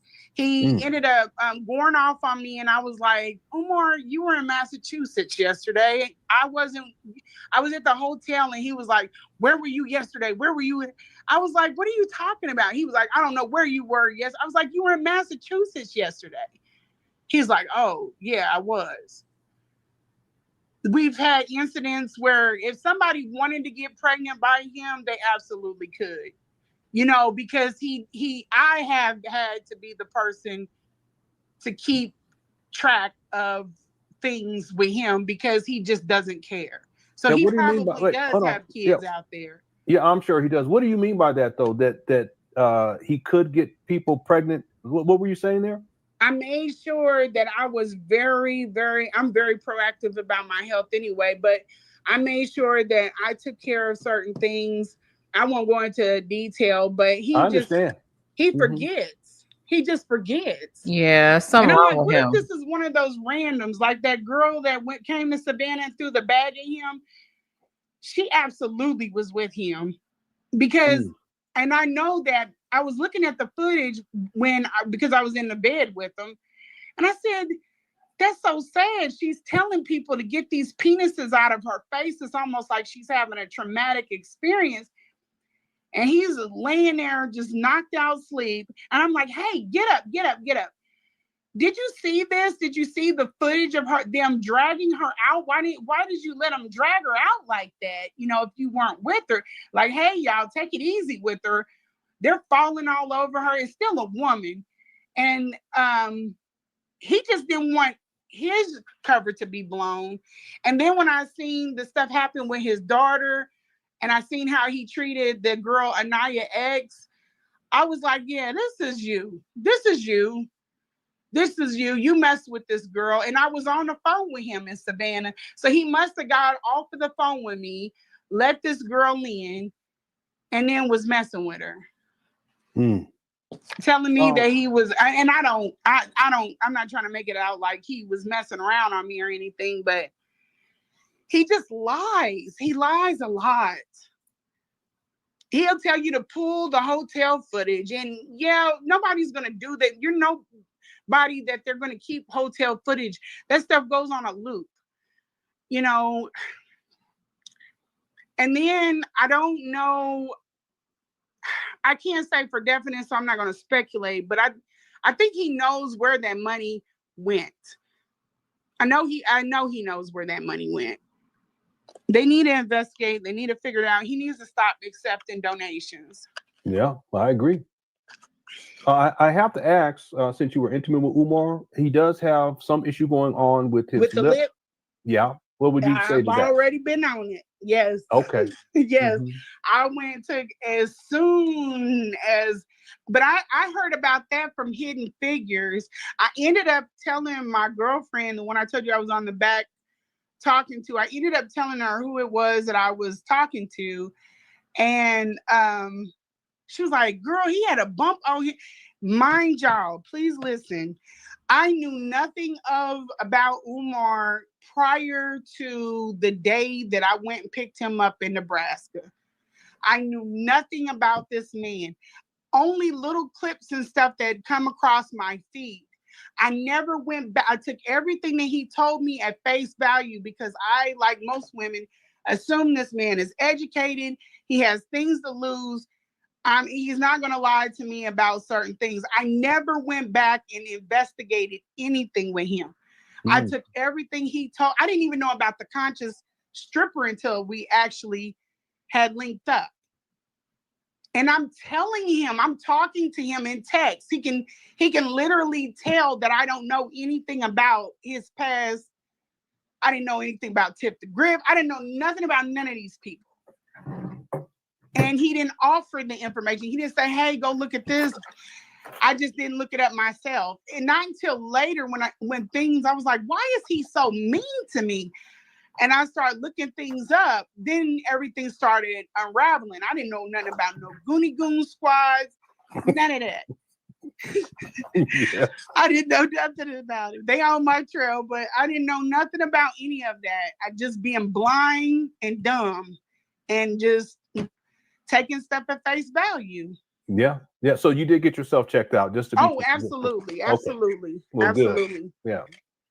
What was the final straw that made you stop dealing with them? The final straw was, of course, his daughter. That was the first one. Then we had another incident where, he kept sending people in my space. That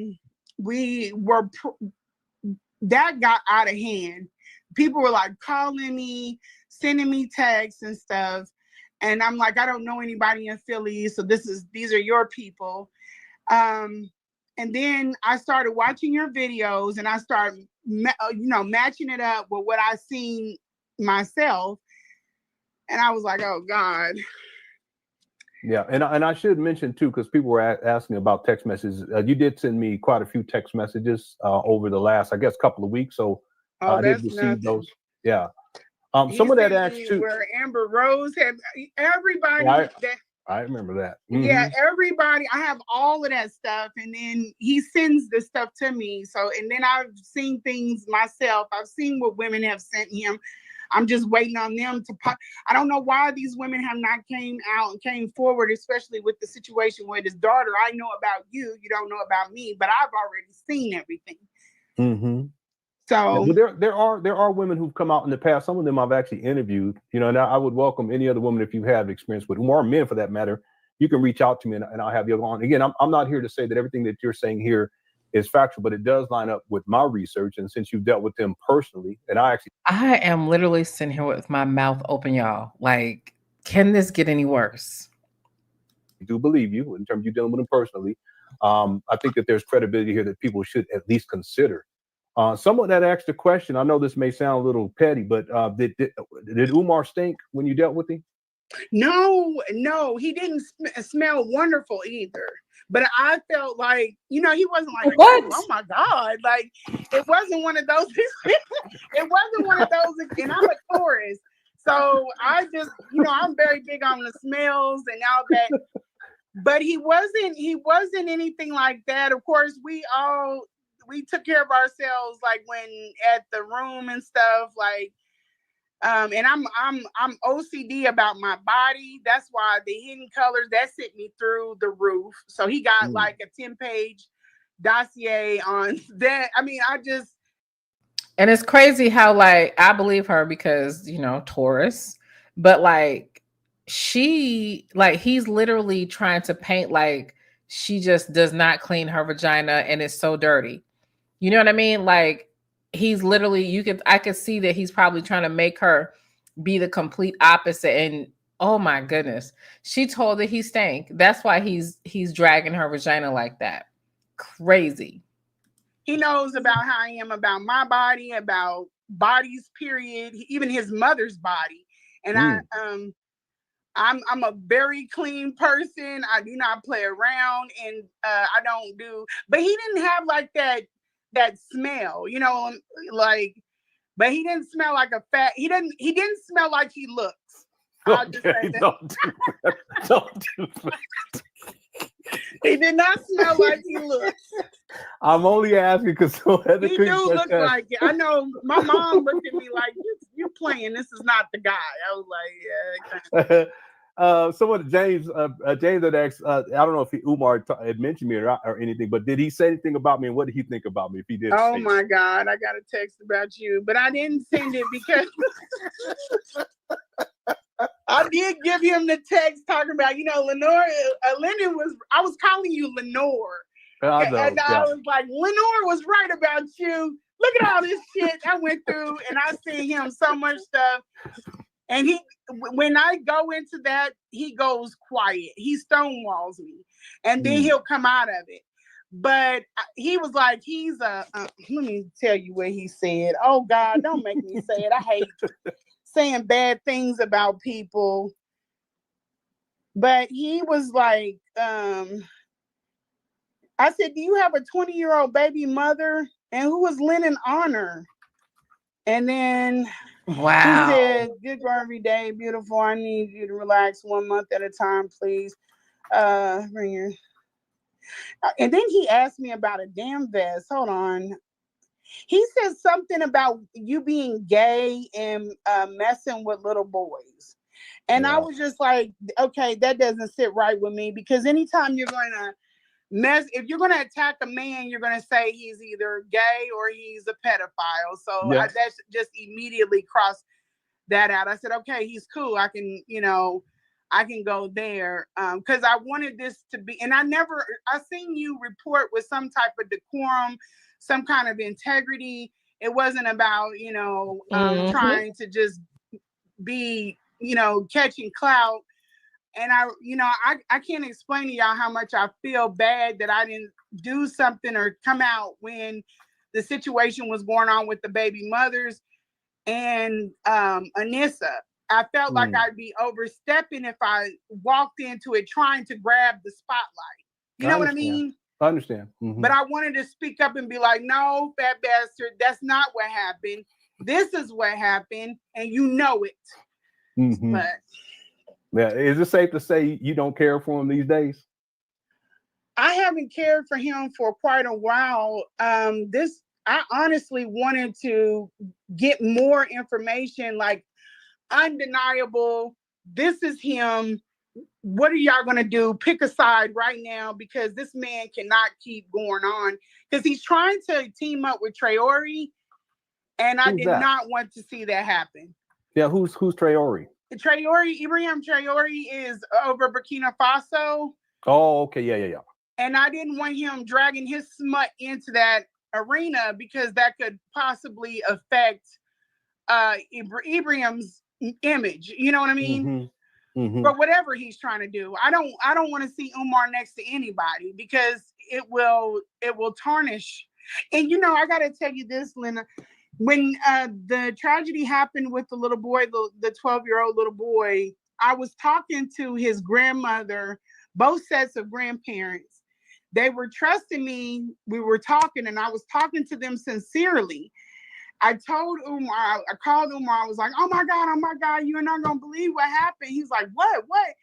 And I told him, this fool got off the phone with me and put it up on Instagram. He did not care. He didn't care. Wow. He didn't care about those What did he people. put up? What did he put up? He put out a conspiracy theory, even if that was what we were thinking or probably. Why would you do that to the family?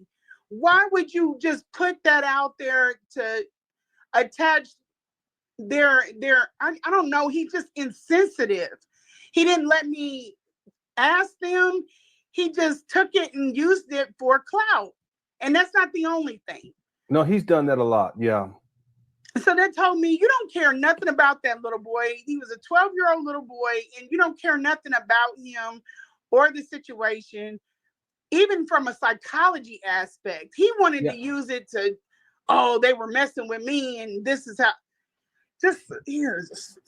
Yeah, and there are people who tuned in later. So, and I know you referenced this earlier. Can you just tell briefly what took place with that little boy? we had a event. He was a fabulous. He wanted to be the attorney general. He was 12 years old. His name is Jarrell McGee, and he had a father that possibly was tormented. He unalived him, his mother, and himself. It was a Black family that was in the city. That will let y'all know what city I'm in, but I'm not going to say it. But the city where I come from, the father was me and him were going to work together on a few projects. I never saw any of it coming. I don't know what happened. It was just like he was there one minute and he just snapped and that happened. But Umar had to take this and use it as a way of twisting it back on himself. Mm-hmm. He completely discounted the little boy. He didn't even remember him. He didn't even remember him. Yeah. So, he has a history of that. It's sad. Did Umar ever tell you to not talk about your relationship with him? He told me never to go to an event. He told me not to go to the events. I think that there are many women like me that are probably across the United States and the continent of Africa, but he told me not to go to the event with like this. Like, don't come like that girl in Savannah. But I told my mom kind of knew because I said something to him in the room and he was like, well, what is your mom worried about? I was like, well, I'm traveling by myself and I'm a woman. He said, tell your mom you with me and you're fine. And I was like, okay. So he didn't really care, but I don't know. He didn't really care about anything until it was me doing anything. Like he didn't want me talking to men or anything like that. Just a couple more questions. You still got time? Yeah. Okay. Is Umar her paid caregiver under the waiver program in Pennsylvania? I think that he is. I think he pays you out of his time when he steps to the side and goes to like an event or something. Mm-hmm. So they think he's probably there all the time, and then when he gets his payment from the event, he kicks you out the money, but he keeps the money that they send him as the caregiver. Yeah. And I stated that years ago that was probably what was taking place. He has so many aliases too. Who knows what name he's using? Oh my God, yes, he does. Mm-hmm. Even the way that he acts, I almost thought, I was like, this ain't no way this man has 6 degrees or 5 degrees. There's no way that he has this many degrees. Possibly he done got somebody's name and did some fraud and took their name or some way, I don't know, but maybe he does. With all the information you brought through, I know now that he does, but I'm thinking at that time because he's just not that bright. Like I don't think he could go into a kitchen and make a peanut butter and jelly sandwich. Damn. By himself without monitoring. Mm-hmm. No, I can see that. Or do you have any concerns about you being defamed online by you speaking about this? Because Umar knows who you are. He'll know. And he has a habit of, as an example, if someone sends him a text message, excuse me, and it says something that he doesn't like, he'll post the text message and include the person's phone number. Are you have any fears about that? No, I mean, if somebody, the way that house looked, there's not too many things after seeing that home that anybody can say about me. After seeing the conditions that, it's just pure squalor. There's nothing I could feel bad about. And I don't do anything wrong anyway. I'm not an online type of person. So y'all, since it's getting late, what I want to do, because we're already 3.5 hours in, I want to skip to where he shows like the squalor and stuff. Like it's crazy, y'all. Let me show y'all and then we'll get out of here because I know it's late for y'all because it's 11 p.m. for me and I'm on the West Coast, so I'm 3 hours behind most of you guys. So I already know. Let me see which video we'll go to. Let's see. Maybe this video. Dr. Umar, I know you're mourning, but I want you to call me back when you can. I'm packing for Memphis tomorrow, trying to find out what the hell going on. His ego is so extreme, he doesn't listen. He doesn't read rooms quite right. He just kept giving me a vibe about him, but he never took it to the extreme that it went to. He called me, he said, I think we were on the phone for some time. We were like into the second hour, and he was like, I need help with my mother.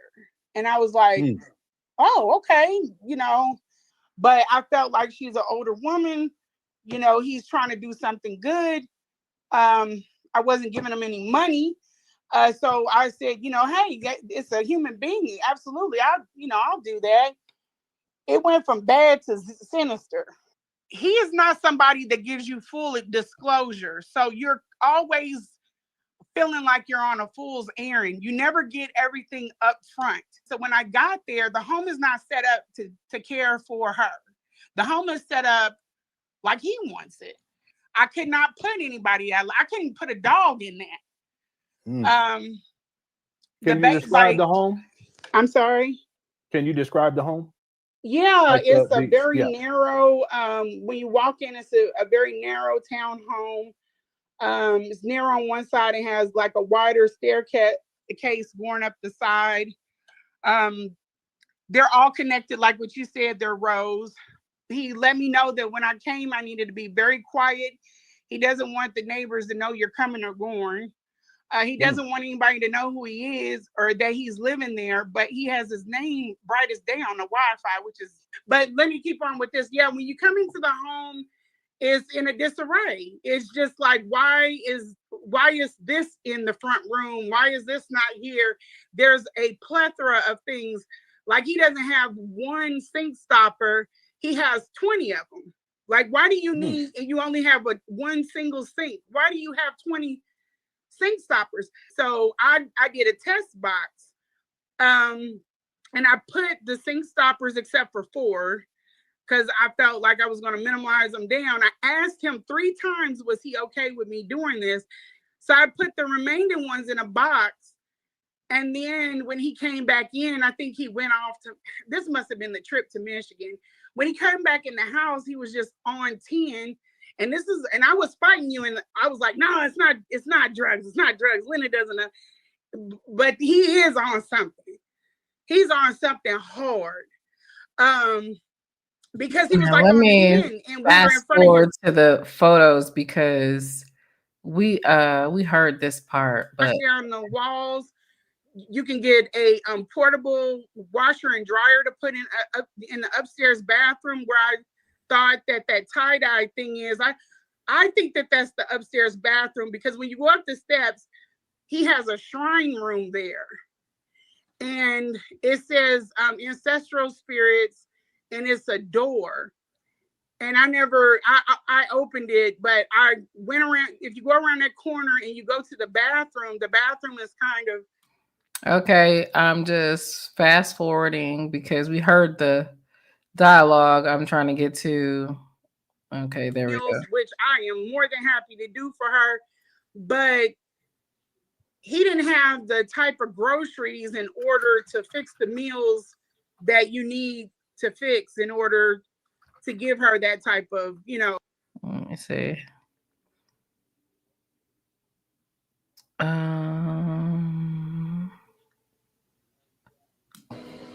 FDMG Academy, Wilmington, Delaware. We just doing some cleaning up. Y'all feel me? Clean up day. We need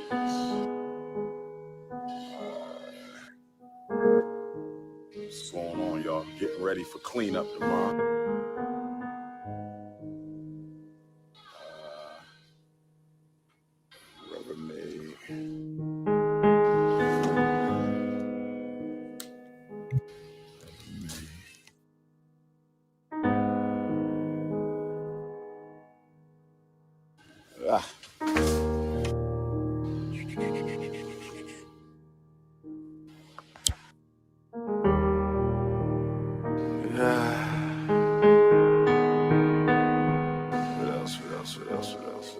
So y'all, as y'all watch this, keep in mind that he's a hoarder. So pay attention to how much he buys and just the method of shopping that he participates in. It's really interesting. Couple brushes.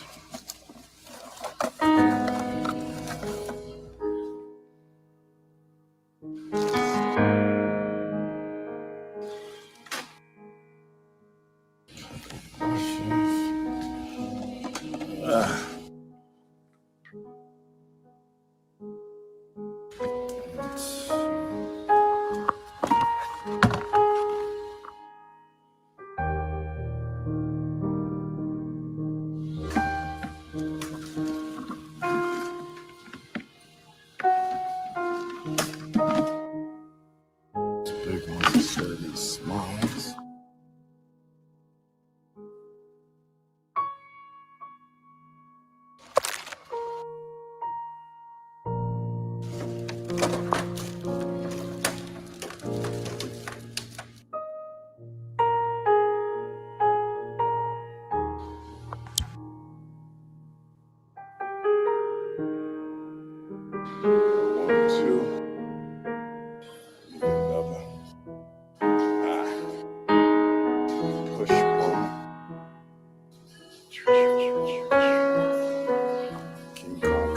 Doing a little shopping for the cleanup there, FDMG cleanup.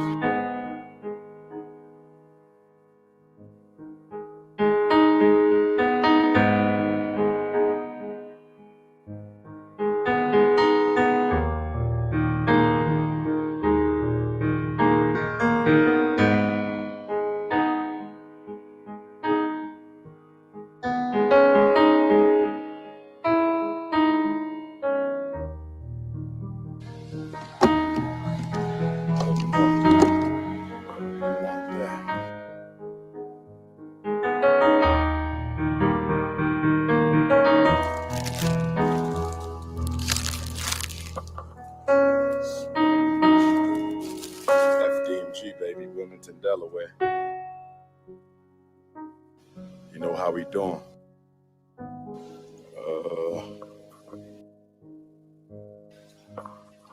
Some of these brooms. Bulldozer. Gonna need a bulldozer.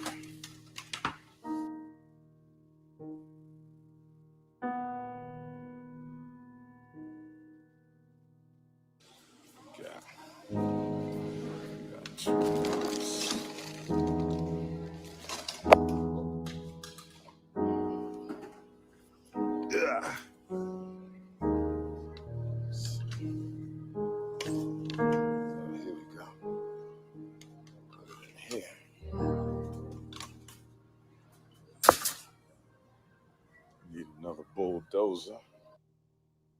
Probably get a couple.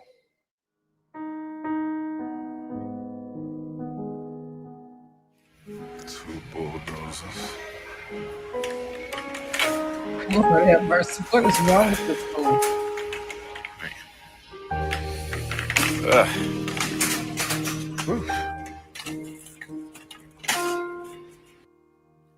The music is taking me out too. Wait a minute. What's this? Microcloth.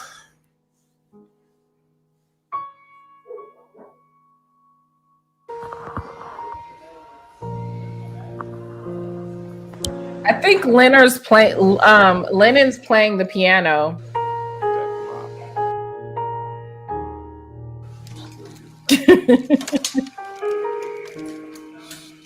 This nigga right here. This music is making it worse.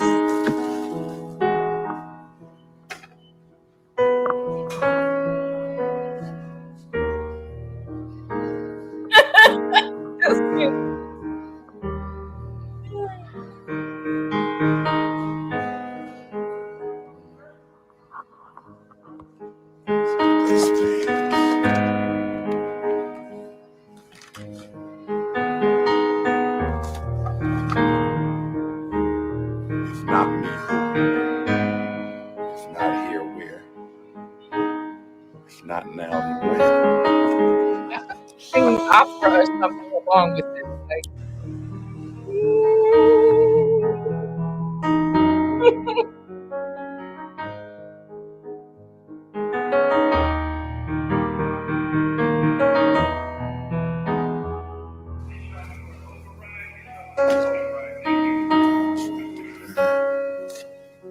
How many was that? 24. 24. what is going on? Contractor. Broom, mop, dustpan, trash cans. Come back. You What look else do stressed I need out for the too. cleanup, yo? I got brooms, mops, Why is bags, oh my fucking God? dustpan. Bruh, Lennon Honor. What the hell type of tragic music are you playing? Like, I promise you, if y'all have ever like went to an opera and it's just been like a really sad, like, I can't, I don't be knowing the lyrics, but it's just giving Figaro, Figaro. Like, what is going on? Bésame. Bésame mucho. What's going on? Disinfect. What else do I need for the cleanup?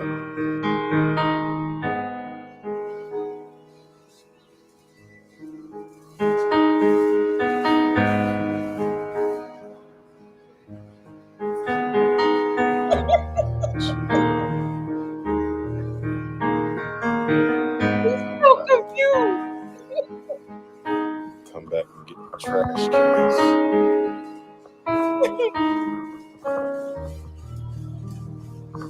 Come back and grab the trash cans.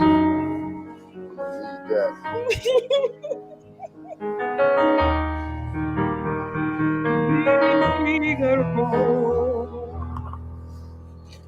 Get a couple empty bottles.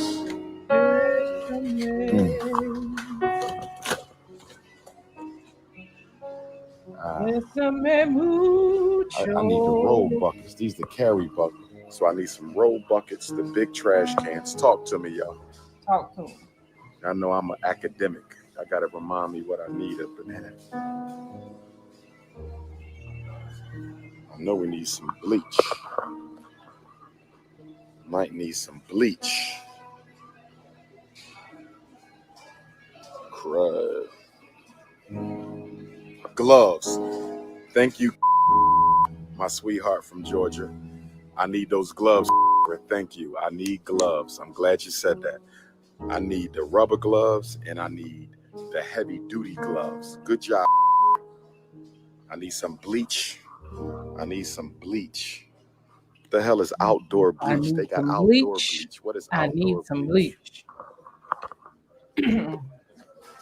All right.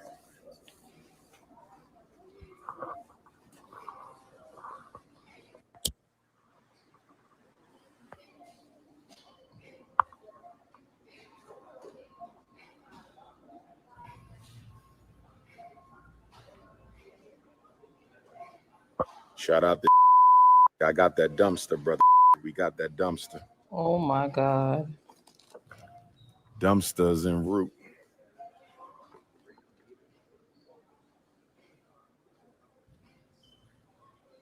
Safety glasses. Good job.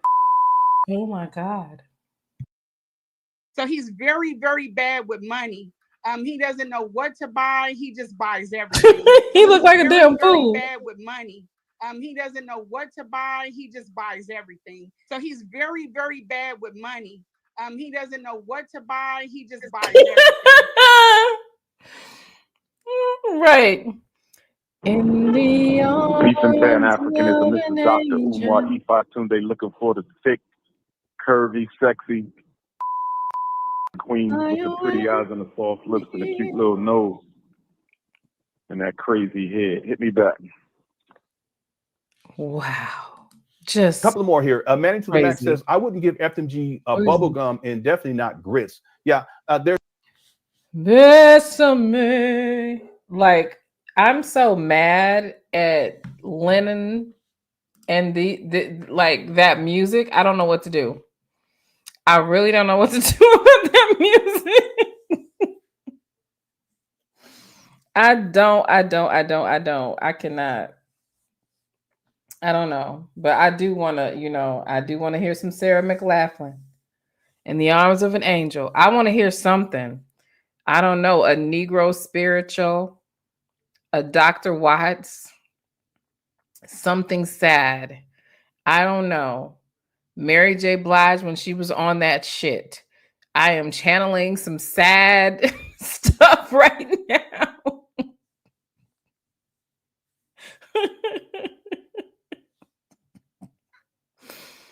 In the arms of a hoarder, fly away from here. I can't stand him. I cannot. But Lennon is wrong for this. Okay? Wrong. Anyway, it's that music for me, y'all. It is that music for me. That music is just way too much. Way too much. Like, I need something to clear the energy. I think I gotta hit a birthday song or something. I don't know. I don't know, child. Anyway, do y'all remember when I did In the Arms of a Dusty? No, and not In the Arms of a Dusty. It was In the Arms of a was it a snow bunny? What was it? In the arms of a... Was it a preference or a snow bunny? It wasn't In the Arms of Dusty. It was a snow bunny. In the arms of a snow bunny, fly away from here. Wasn't it snow? What was it, y'all? It was a bunny. Oh, it was just bunny. I think snow bunny was too much, so I said In the Arms of a bunny. That's right. Thank you, Asia. I remember. That was funny. That was so funny. Me too. Me too. I think this is it, y'all. I think this is it. Cause like, but y'all know his followers are like, they really are certified window lickers. They really are. They're gonna support him through this. And they waiting on that school to open up, baby. They waiting on that school to open. Okay.